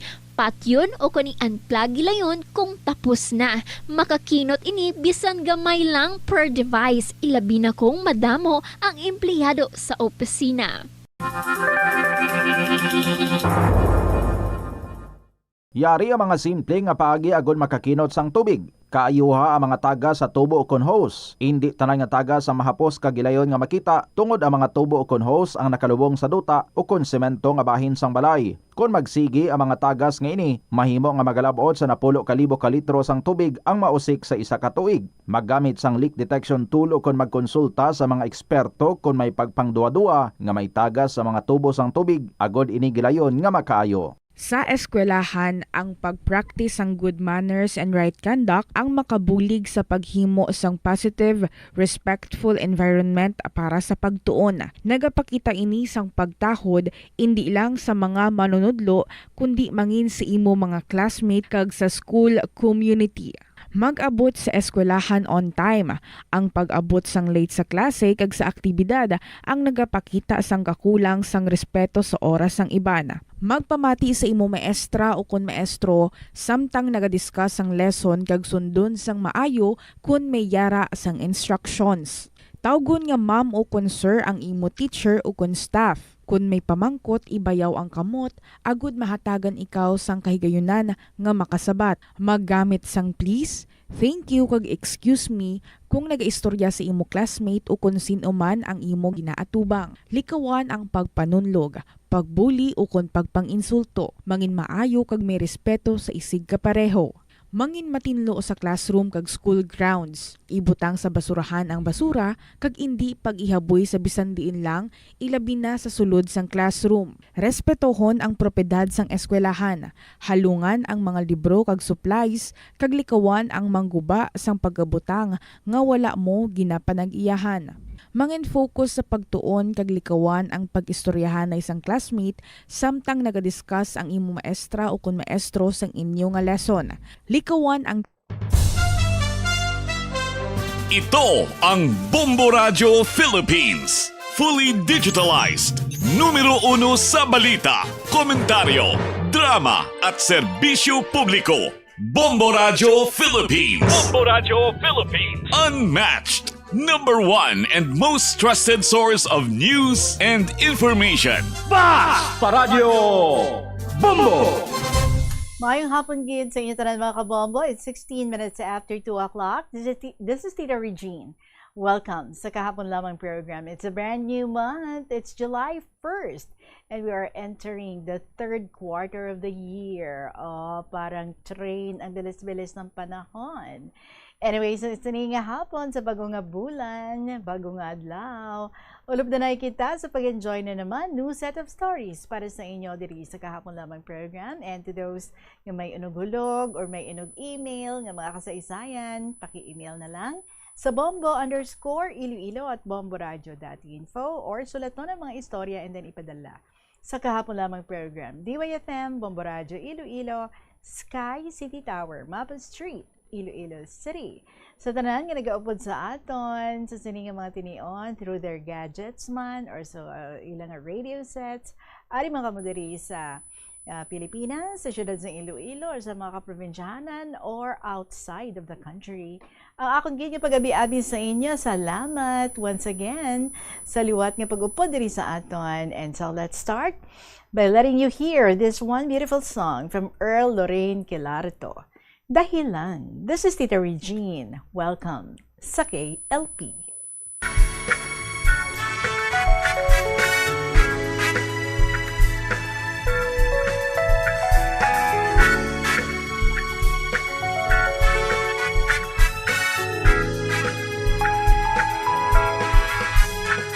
Pinatapos lang ang araw, doon mo pa nilinaw. Lungkot biglang dumalaw, nasisilaw na sa buwan. Dahil hindi makuha, mga mata na puro luha. Walang laban ng salita, nawawalan ng hininga. Titiisin upang hindi ka umalis. Kapag nasasaktan, lagi lang naman ako ang dahilan. Ikaw na ang lamang, di na ako manlalaban. Ikaw at ikaw lang. Di man maipilit nito, buong pagmamahal ko'y lagi sa'yo.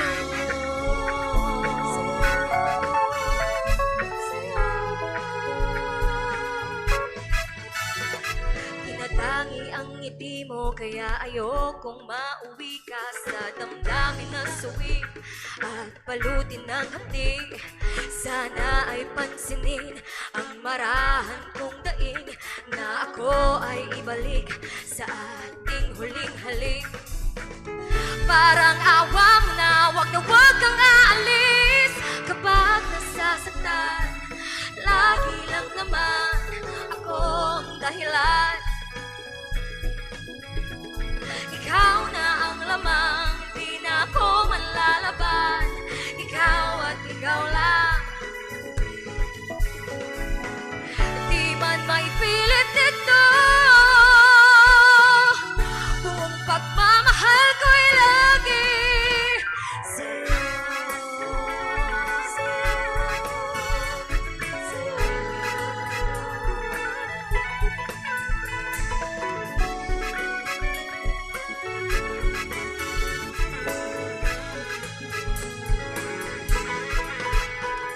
Kapag nasasaktan, lagi lang naman ako ang dahilan. Ikaw na ang lamang, di na ako manlalaban. Ikaw at ikaw lang. Di man maipilit nito, buong pagmamahal ko'y lagi sa'yo.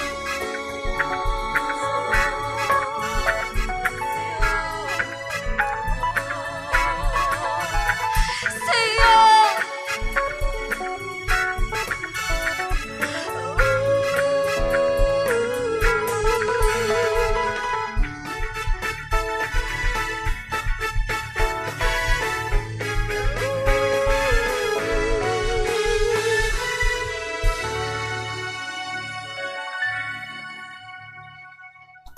Earl Lorraine Kilarto with the song Dahilan. 21 minutes after 2 o'clock. I hope walang mga nagdadahilan na late sa sininga adlaw. Anyway, it's July 1st. Damo nag-request nga pag-absahon nato ng ilang makasaysayan on this day, the 1st of July. Jose Neri Happy birthday. Jose Neri Jr. Happy birthday, kid. June 3rd. Ano na ato nga first story sa sining hapon. And this is from Inday Shirley sa Santa Barbara, Iloilo. My ever dearest, Tita Regine.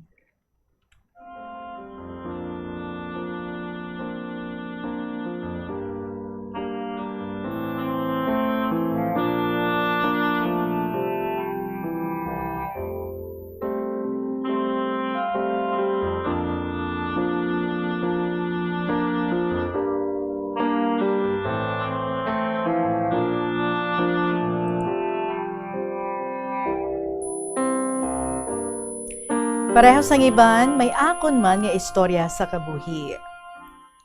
Daw hindi ko natani gustuhan durawon, pero ini parte sang kabuhi ko nga naghatag kolor para nga maging colorful kag mangin matured sa life ko, tita.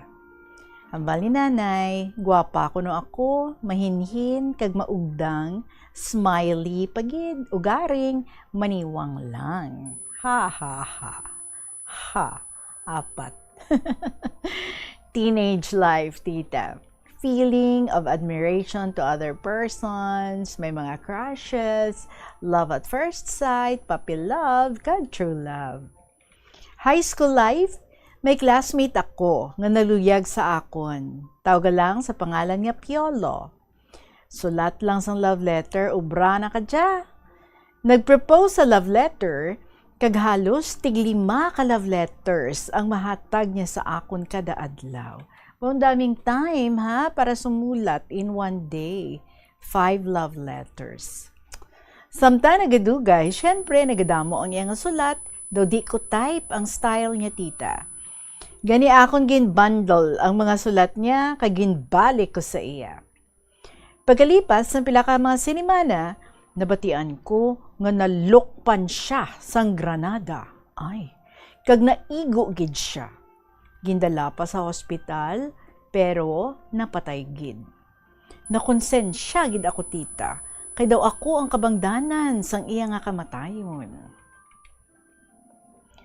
Ang ikaduha nga nagpangaluyag sa akon, tagon ta lang sa ngalan nga Gabo. Maedad na siya, kag daw sinsiro gid nga magpangasawa. Long hair, kag daw santos ang iya hitsura. Sa nagpangaluyag sa akon, ginhambalan ko nga magpagunting sang iya nga buhok, kag iya man nga ginpati. Suno sa iya nanay, ako lang kuno ang ginpati niya nga nakapautod siya buhok. Medyo spoiled ni siya, tita, kay junior siya, para barkada, pala inom. Sa pagpangaluyag niya, nakilala ko pagid siya sa naghambal ang nanay niya nga kundi pag bataon liwat, maan kung magbag-o pa na siya. Ti kundi ginsukmaan ko si Gabo, ti kundi nag-abusar siya sa balay nanda, nagmaoy. Ay pati si nanay na naigo sa iya nga ginapanghaboy nga gamit. Kag napaso ang dila ni nanay niya, kay napainom sang bata niya ininit nga wala simbog bugnaw nga tubig.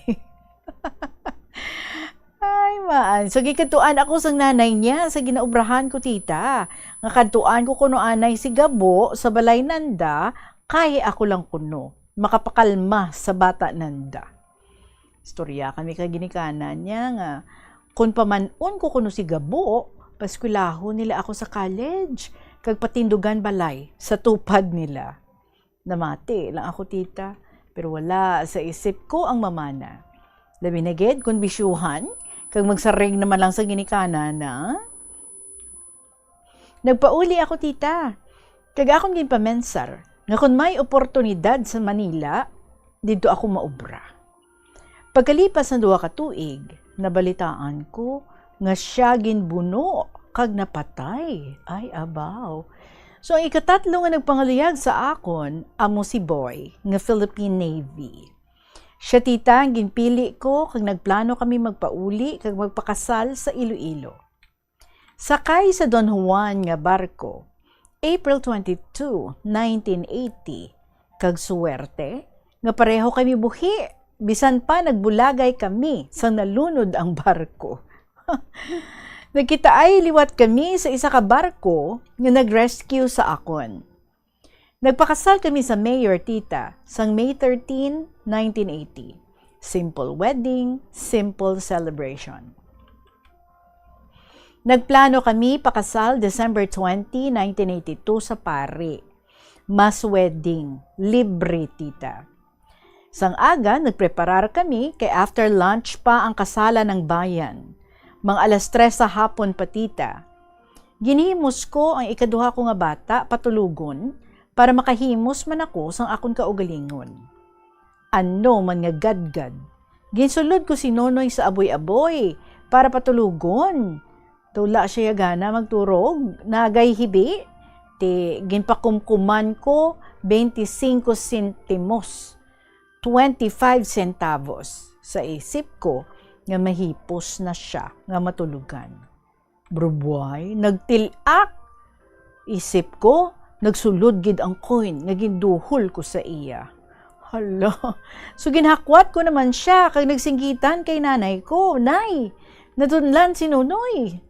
Sabat ni nanay sa akon, Tita, kuuta ba na, kagampakon ang lubot na. Tingin-tuman ko, Tita, why ako sa nakuha pagkuot ko, paghampak ko lubot niya, may nagtabog. Ah, di amo na to guro. Kag naumpawan siya pagkatapos adto. Sabi mo, simple lang ni, ha? It could have cost, ha? Sang life sang imo nga bata.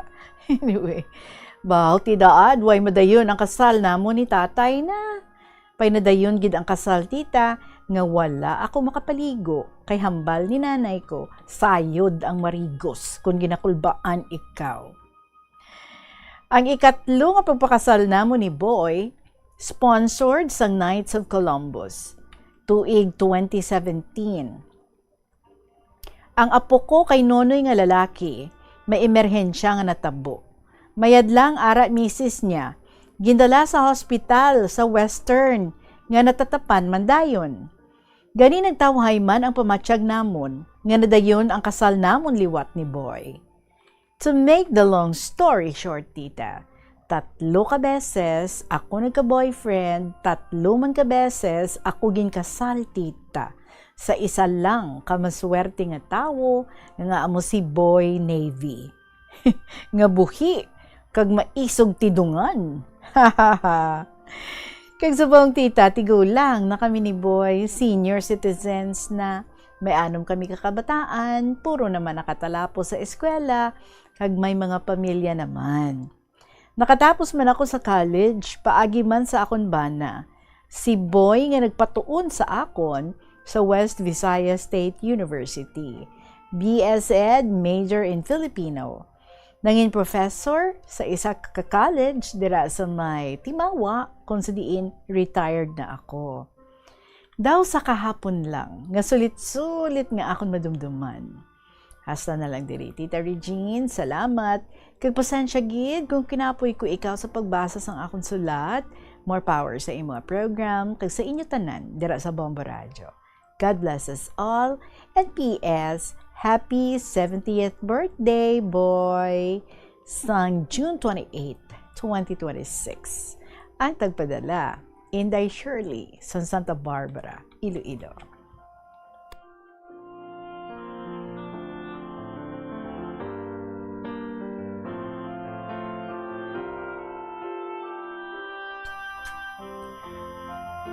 Isa ka retired teacher si Inday Shirley sa Santa Barbara, kagkasadya sa iya nga pagplastar diri sa iya nga istorya, kasimple lang yung sa imo, no? Abi mo bala ka delikado to yung sa natabo sa imo nga bata, kag ano ba niya nga gadgad ang imo nga agitagaan mo siya isang 25 centimos nga ti kabalo kita, no? Kung anything nga ihatag mo sa bata, especially nang wala pa yabuot, first thing himoon, ibutang gidya sa baba. Abi mo ba lang iban, ha? Kay ti, nagaka-close na da ang ilang lalamunan, hindi na makaagi ang hangin. Hay, ang iban balaya do, hindi na yun mo umpawan. Pero mayo ka, no? Kay ti, ginhimo mo man, ang ginhambal sa imo sang imo nga mother, napagwa mo atong 25 centimos, ti may nagtabog, although hamba mo, why mo nakita, pero ti amo natugid man siguro. Anyway, Ang importante, no? Nga tinakagwa gid to and then nadayon ang kasal. Bisan wala ikaw nakaparigos. Kaya hindi isayod, hambal sang imo nga nanay. 3 ang imo nangin boyfriends, 3 ang pangalayag sa imo, ang duhaya temprano pa nagkalamatay na. Pero si boy Navy Gid ang nangin maswerte kag hambal mo. Taas do nga, no? Maisog. Until now. So, gihapon of the night ka mo, kay nag-celebrate sang iya ika-70th birthday sinilang nga katapos sa 28th of June. So, Sir Boy, happy birthday gidara sa imo. Si Inder Shirley, love niya gid ikaw, kay katatlo niya gid ikaw nga ginpakasalan. Katatlo ka beses ka mo nga nagpakasal. Sige, happy life, a happy wife, happy life kuno mo. So enjoy life, being together as seniors na, no? Amo na kamo na subo nga level. So dapat mas closer pa gid sa isa kag isa. Inder Shirley, salamat gid sa gin-share mo sa amon sa sining nga hapon. Alas 2:32 ang aton nga oras sa aton nga pagbalik. Another letter sender nga nag-request today manatod basahon ang iyang sulat. I'm talking about Tatay Ed sang Igberas sa pagbalik sang KLP. Yari ang isa ka praktikal nga paagi agud makakinot sang tubig. Magtanom sa mga native kon drought resistant nga mga tanom, kang isang kahoy, bulak o kon bisan hilamon nga natural nga nagatubo sa inyong lugar. Ang mga tanom nga ini ang naka-adapt na sa lokal nga klima, ulan kag duta, gani hindi na kinahanglan sang tuman kadamo nga tubig, agud bunyagan sila. Ang mga native nga tanom ang mas praktikal kung ipaanggit sa imported o kung high maintenance species. Makakinot ka na sa tubig pang bunyag, mas mapataho mo pa ang palibot. Ini nga pahanumdom ginadulong sa inyo sang Flow Water Resources Incorporated, watering the seeds of progress. Kung ginbilin ang computer nga nagaandar bisan wala ginagamit, nagakonsumo gihapon ini sang kuryente. Mas makinot kung ibutang sa sleep mode kung wala ginagamit sang 5 to 10 minutes. O kung i-shutdown ini kung mag-break ikaw sang mas sobra sa 15 minutes. Ang monitor pwede man nga patyon pagkatapos sang 3 to 5 minutes nga wala ginagamit. Sa sini nga paagi, makakinot ang opisina sang dako nga kuryente kada bulan. May kilala ka bala nga mga bata nga mahilig sa video games? Nagausik bala ini sang inoras sa paghampang sang iya ginakaadikan nga games. Isa ka pagtuon sang American Academy of Pediatrics ang nagapahayag ngang sobra-sobra o kun inoras nga pagtiner sa paghampang sang video games ang makadulot sang depresyon, anxiety kag manubo nga grade sa eskwelahan. Suno sa mga eksperto, halos 9% sa kada 3,000 ka mga elementary students sa kada pungsod ang makabig pathological o kun addict sa paghampang. Makabig nga pathological o kun addicted ang isa ka estudyante kung nagaapekto na ang paghampang sa iya nga pag-eskwela. Dugang pa sa among nga pagtuon, ang ka-addict sang isa ka bata makapabudlay sa iya sa pagkontrol sang iya impulse. Kaangot diri, ginpanugyan nga dapat hindi magsobra sa isa ka oras kada adlaw ang gastuhon sang isa ka elementary student sa paghampang kag hindi naman magsobra sa 2 ka oras ang isa ka high school student. Mag-observe ang maayo nga load and cargo management sa salakyan.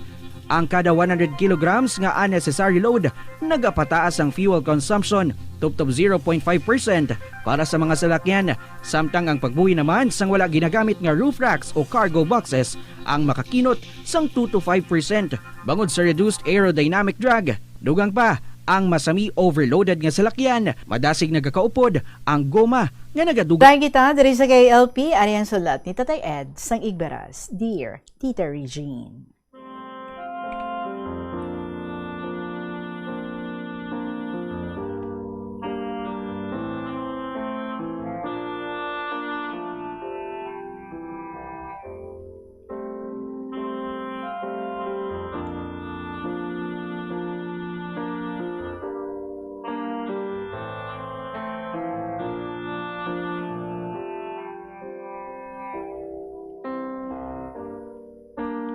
Bayad-ayad gid nga hapon sa imo tita kag sa tanan nga nagapamati sa imo programa sa bunga hapon. Ang istorya ko nga ini, natabo sa 1980. Mga 2 weeks pa lang ako sadto nag-duty bilang waiter sa disco sa Ermita, Manila. Isa kagabi, may customer ako nga Philippine Chinese sa VIP area kung sa diin ako naka-assign. Kag syempre, VIP, gintatap ko gid sang maayo. Kag dugay ang amo na balanay, hasta nga nakaubos siya 6 bottles nga beer. Kag naglakat, kay kuno may kadtuan pa siya. Kag ginatagan niya ako tip, 1,000 pesos. Wow, dako ba? Tita happy gid ko, kay buwana mano ko nga tip, 1,000. Samtang iban nga customers iya, 50 lang kung mag-tip. Kag may ara pagani nga 20 pesos lang kung kaisa. Tita si George Gali ang iyang ngalan, nga ginpakilala sa akon. Pero sa ulihi, naibalaan ko, nga ang matud niya nga ngalan, amuni. Anak siya sang tag-iya sang sikat nga sigarilyo. Hindi ko pag i-mention ang full name.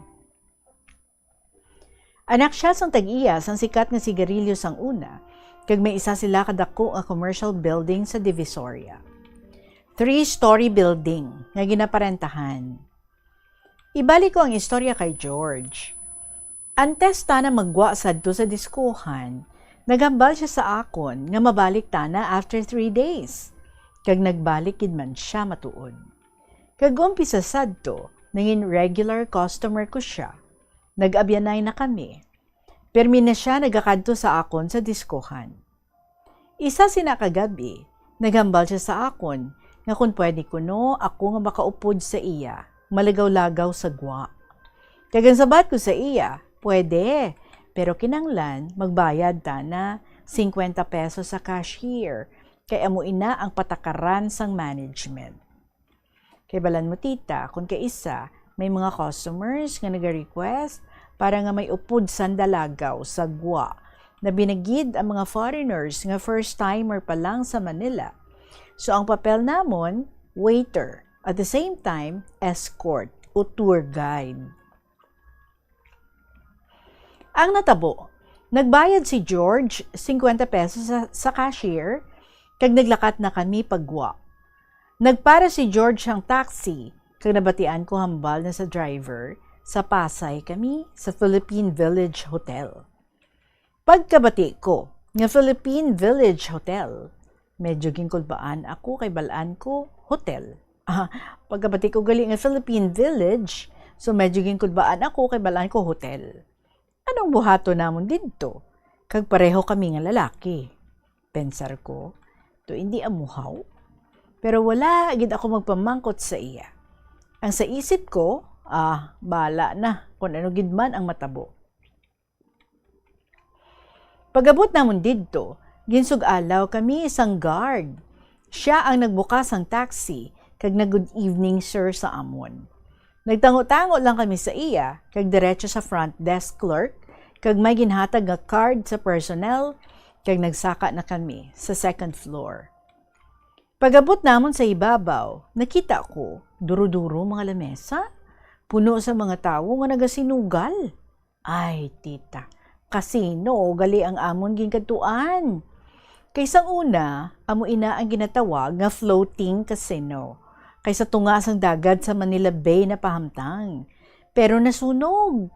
Ganit didto ginsaka sa second floor sa Philippine Village Hotel. Umpisa sadto tita, halos 3 times a week na kami nagasugal didto. Isa kagabi, isa lang kami kalamesa ni Chandra Romero kag Rolly Quezon sa hampang nga blackjack ba mga artista dya. Ti daw big time man ako kay naka long sleeves man ako, kay naka necktie, kun kay isa polo barong, kag bastante pa sa inom kag pagkaon. Kag may ara waiter nga naka-standby para sa gusto mag-order sang drinks kag sandwiches. Kun kay isa, alas 10 kami nagasulod, kag kun maayo ang hampang, 9 na kami sa aga makapauli. Tita, mga 6 gid man kabulan ang upod-upod ko kay George, kag nag-distance siya na ako sa iya. Kay ganyan bala na ako, nga ma-partner kami kuno magbaligya, marijuana. Sa Baguio kami makuha stocks, kag biyahe namon, Zamboanga City. Kay amo, galiin na ang iyang racket. Kay kuno, dasig ang kwarta, kag dako income. Kag sa ato nga time, la pagawa shabu. Kag marijuana ang mabakal. Pero sa bihag sina, may ara sila, legal man nga negosyo. Hardware, construction supplies, kag lumber yard sa Bulacan. Bangod la ako magpasugot tita, talagsa na lang siya gakadto sa akon sa diskuhan. Hasta nga wala na gid magpakita. Kag ako naman, sige duty bilang waiter, kag amo sadto, 1981, nagkaupod kami ni Bert, kag nakilala namon si Asami, kag nangin mag-abya naman kami nga tatlo. Kag kun nadumduman mo pa ato bala, ang istorya ko nga nag-successful na tani ang negosyo nga gintukod namon, pero sang ulihi hindi malas pa. Kaya ang nag-interview sadto sa akon hindi ikaw, kay wala ka ato nga time. So tita, hasta na lang anay diri, kay basi nakapoy ka na sa pagbasa, ang matinahuron, Tatay Ed, sang Igbaras.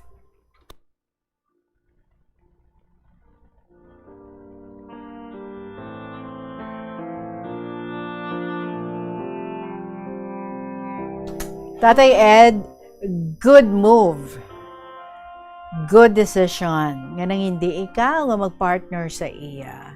Di imagine kung mga ano-ano ang iya nga ginahagad sa imo. Nag-enjoy ka sa pagkasino, pero way ka kabalo ha, kung madalman ka man dito ay umuson niya man ang tanan mo nga mga savings. Kag ang lala, pagid, ano na lang ang natabuayhan kung naghuo ka nga mangin partner niya sa baligyaan na isang marijuana. Siguro at first, madamo, hindi mo kwarta ina kung hindi ka mo madakpan dayon. But sa ulihi, hasta the end gid. Ang ina nga ulubrahon, kay ti illegal ina. Kagbalaan mo naman, kundi inang imo nga bagsak, just in case nga madakpan ka. Anyway, mayo gid nga decision. So 2:43 ang aton nga oras. Salamat gid sa imo Tatay Ed sang Igbaras. Join us again and send us more stories. Magapanubali kita with another story from Miagao, ang tag-iya si Joni sang Miagao. Sa pagbalik sang kahapon lamang program, kaupo din niyo si Tita Regine. Yari ang isa ka praktikal nga paagi agud makakinot sang tubig. Mag-practice ang mulching. Ang mulching, amo inaabala nga tabunan mo ang duta sa palibot sang tanom gamit ang mga laya nga dahon, agud nga sa tion nga bunyagan mo, hindi madasig ang pag-evaporate sang tubig, mas ma-absorb sang ugat ang tubig, kag mas ma-improve ang plant health. Daw kaangay man nga ginahatagan mo ang imo tanom sang habol bilang proteksyon. Ini nga pahanumdom ginadulong sa inyo sang Flow Water Resources Incorporated, watering the seeds of progress. Mas nanamian bala ikaw magtuon sa balay ipaanggid sa eskwelahan nga madamo ang tawo? Isa ka panugyan para epektibo ang pagtuon sa balay, amo ang pagpangita sa designated area, agud nga matiniran kung ikaw nagasulat, nagabasa, o kung nag-review. Pwede man nga lamesa sa kusina o kung sa desk sa sang inyo nga balay, pero hindi gid magigda sa imo nga katre samtang nagatuon. Inibagod nagakatemtar gid ikaw nga magpiyong-piyong, tubtub nga dalayon na ikaw nga matulugan. Siguraduha man nga malimpyo kag organisado ang lugar nga imo ginatun-an. Siguraduhon nga matinlo kag maayo ang kondisyon sa mga appliances, pareho sang electric fans kag air conditioners. Kung puno sang yabok ang mga ini, mas mabudlay sila mag-function gani mas madamo nga kuryente ang kinahanglan para makahatag sang pareho nga kabugnaw. Halimbawa, ang electric fans tinluan ang mga blades kag grill para mas mabaskog ang hangin. Sa air conditioner naman, tinluan ang filters kag i-check ang refrigerant para hindi mauyang ang kuryente kag mas mabugnaw ang hangin nga ginabugas sini.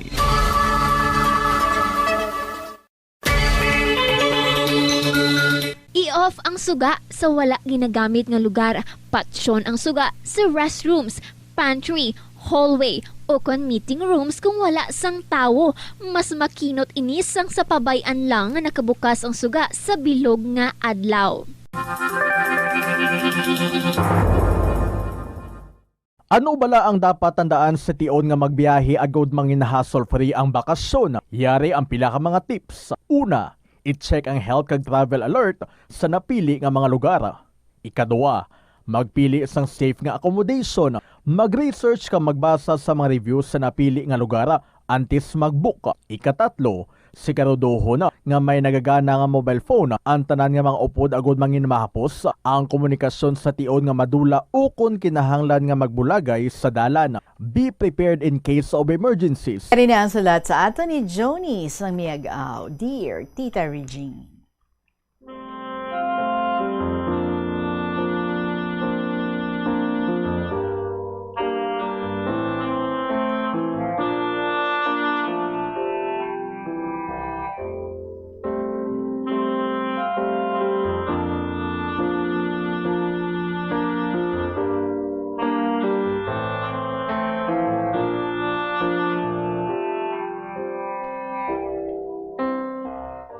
Una sa tanan, gusto ko magpasalamat sa imo kag sa tanan nga mga listeners ng Bombo Radio Iloilo labi na gid sa mga masaligan nga tagpalamati sang kahapon lamang nga programa. Tita Regine, kung mahimo, tawag lang ako sa ngalan nga Joni sang Miagaw. Ari ang akon matuod nga ngalan, hindi na lang pagbasaha, on air, kag amo gid na ang akon pangalan. Tita lang tawag ko sa imo ha, mas matanda ako sa iyo. Isa ako sa mga gusto magpasakop sang akong istorya sa kabuhi. Hindi para kaluuyan, kundi agod mahatag ko ang kamatuoran sang akong ginagyan. Ang mga kasakit kag mga pagsulay nga ako naagyan, halin sang bata pa ako hasta subong, hindi ko gid malipatan. Ang tag sa kaadlaw, puno sang pag-antos, pagpangabudlay kag paglaom, nga may adlaw man nga mabag-o ang akon kapalaran. Subong, nagaedad na ako sa 63 anyos. Kagpadayon gihapon ako nga nagapangabudlay bilang isa ka family driver diri sa Iloilo City. Bisan ano kabudlay sang kabuhi, wala gid ako nag-undang sa pagpangabuhi, may dignidad kag paglaom. Nagapadayon ako tungod may pagtuo ako nga ang Ginoo may mata sa tanan naton nga sakripisyo. Kabay pa nga pinaagi sa akon istorya, may tawo nga mabanhaw ang paglaom, makakita sang kusog, kag makasiling sa iya ko ugalingon, nga bisan mabudlay ang kabuhi, may paglaom, basta padayon ka lang nga nagalakat. Madamo gid nga salamat Inday Regine kag sa Bombo Radio Iloilo sa paghatag sang higayon nga ang mga ordinaryo nga tawo pareho sa akon, may tingog, kag may lugar nga mapamatian ang ila kabuhi. Diri nagsugod ang akon sugilanon. Ini nga sulat, ginpasulat ko paagi sa akon pinalangga nga hinablos. Siya ang nagasulat sa akon mga pulong, samtang ginasaysay ko sa iya ang tanan nga ako naagyan sa kabuhi. Inday Regine, pareho man sa iban nga kabataan, may mga inagyan man ako nga hindi gid malipatan. Sang tuig 1969, bata pagid ako sa nadulaan ako sang akon iloy. Ginkuha siya sa mabaskog nga balatian kay nagpabilin ako nga wala na sang inahan nga magaatipan sa akon. Didto siya ginlubong sa atimunan haniway.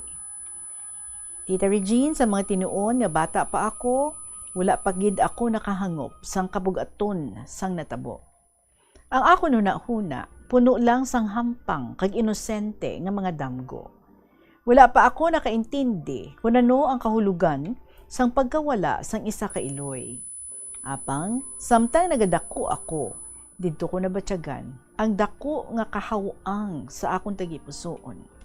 Ang gugma, pag-aruga, kag paghigugma sang isa ka iloy nga wala ako nagid mabatyagiliwat. Sa nagidad na ako sang 8 ka tuig, didto ko nagid na intindihan ang tinuod nga kahulugan sang paghigugma kag pag-aruga sang isa ka iloy. Inday Regine, ang gugma sang iloy amugid ang isa sa pinakakinahanglan sang isa ka bata. Kung wala na siya, daw naguba ang imo kalibutan kag may dako nga kahawang sa tagipusoon nga indi gid mapun-an. Madamo nga gabi, nga ginapangita ko ang paghigugma kag pag-aruga nga dapat tani nabaton ko sa akon iloy. Wala ko ginasiling nga nagpabaya sa akon ang akon amay nga si Teodoro kay kabaluman ako nga may iyaman nga mga kabudlayan. Apang ang masakit lang gid para sa akon, amo nga imbis nga dalon ako sa akon mga paryente o kung sa amon pamilya, ginbilin niya ako sa iban nga tawo, agud magtrabaho bisan bata pagid ako. Ang una ko nga ginobrahan, amo si Berto sa Barasalon, nga nag-atipan sa mga karabaw. Bisan gamay pa ako, natun-an ko ang kabudlayan sang kabuhi, kagang pagpasaan sa mga responsibilidad nga hindi patani para sa akon nga edad. Pagkatapos sina, nagpadayo naman ako sa pagtrabaho kay Berto. Sa kada lugar nga akon ginakadtuan, nagalaom lang gid ako nga may isa ka tawo nga maghigugma kag mag-atipan sa akon. Pareho sang paghigugma sang isa ka iloy. Inday Regine, sang una, hindi pagid amo sina kabugat ang akon obra sa kay Berto. Pero samtang nagadugay, daw mas ginapabugatan gid nila ako sa trabaho nga daw wala na katapusan. Oo, Inday Regine, natural lang siguro nga sang bata pa ako, may mga tion nga nagapabaya ako. Ang panghuna-huna sang isa ka bata, amo ang maghampang, maglipay, kag usahay, makalimot sa mga sugo. Wala ko manina ginahimo tungod kay malain ako, kundi tungod bata pagid ako. Pero sa tagsa kasala, ang balo sa akon, amo ang kasakit. Palagi ako ginasakit ni Berto. Kagang akon tagipusuon, nagdala sang pilas, nga hindi makita sang mata. Tungod sini, napilitan ako nga maghalin didto, kag nagkadto kay Kone. Diin, nagbakero ako sang karabaw. Pagkatapos sina, naghalin naman ako kag nagkadto kay Nesyong. Nagapangita sang lugar, nga basi bala, didto makabatsyag ako sang gamay nga kaluoy kag paghigugma, nga dugay ko na nga ginapangita. Didto man ako nag-obra kay Nesyong, Inday Regine. Bisan ginahimo ko ang tanan nga buluhaton sang bug-os nga kasing-kasing, kag wala sang pagpabaya, padayon man gihapon ang iya pagsakit, kag malain nga pagtatar sa akon. Ako ang nagalaba, nag-harvest sang tubo, nag-iigib sang tubig, nagabantay sang karabaw, kag naghimo sang tanan nga masarangan ko. Apang ang tanan nga akon ginpangabudlayan, ginakuha niya, kag wala gid sang may nabilin para sa akon. Nakaago man ako nga magsuksok sang sako bilang bayo, tungod wala gid ako sang ibakal o kon igasuksok nga matinlo nga panapton. Masakit gid ang akon nga naagyan, Inday Regine, pero ginagwanta ko ang tanan. Sa ulihi, nagdesisyon gid ako nga maghalin kay Nesyong tungod hindi ko na maagwanta ang iya malain kag mapintas nga pagtatar sa akon. Naghalin ako nga puno sang kasakit sa tagipusoon, pero may paglaom. Nga sa isa ka adlaw, may tawo man nga magtatar sa akon sang may gugma, respeto kag pagpalangga. So nagabot ako sa pamilya Del Yomes, do dira ko lang ginbuksan ang isa ka bahin sa akon kabuhi, nga dugay na ginatago sang panahon. Do dira ko lang ginbatsyag nga may pamilya man gali ako nga pwede ko kilalahon.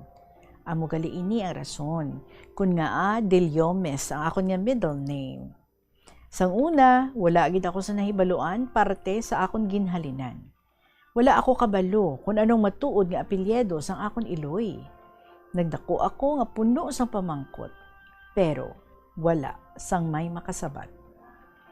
Sa sulod sa madamo nga tuig, ginadala ko ang kasakit sang wala ko nakilala sing maayo ang akon kaugalingon. Ang iban kabalogid kundiin sila naghalin, sino ang ila mga ginikanan, kag ano ang ila kasaysayan. Pero ako, nagdako nga daw isa ka dahon nga ginapalid sang hangin. Wala kabalo, kundiin ang iya matuod nga puloy-an. Sa ulihi, ang akon hinablos nga abogado, amo ang nagsaysay sa akon sang tanan.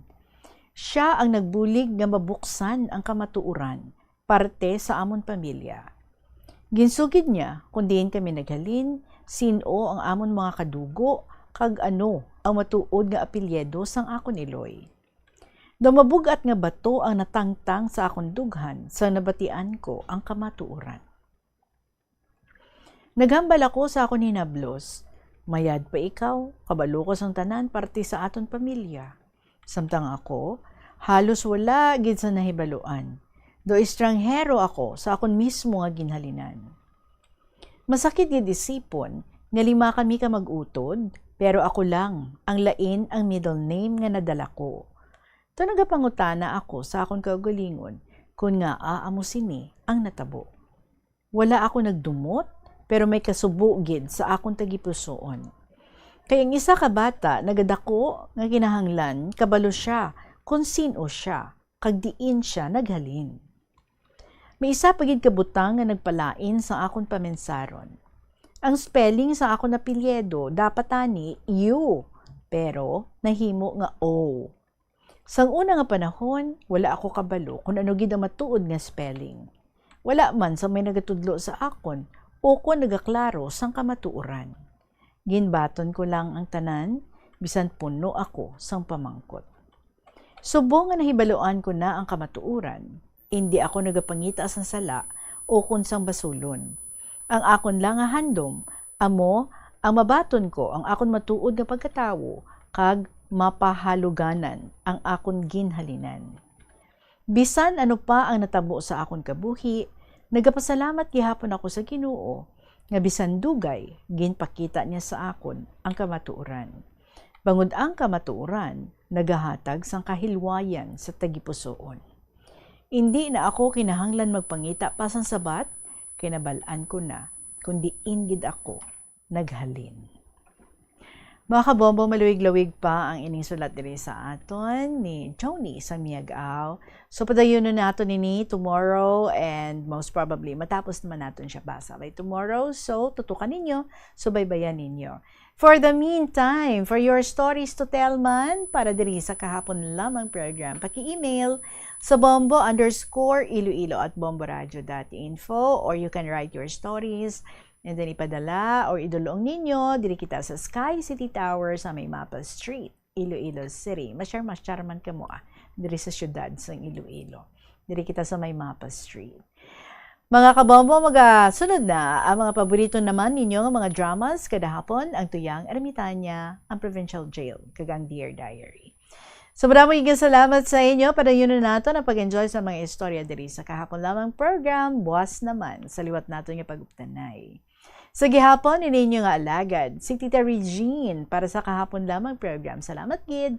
Good afternoon and God bless.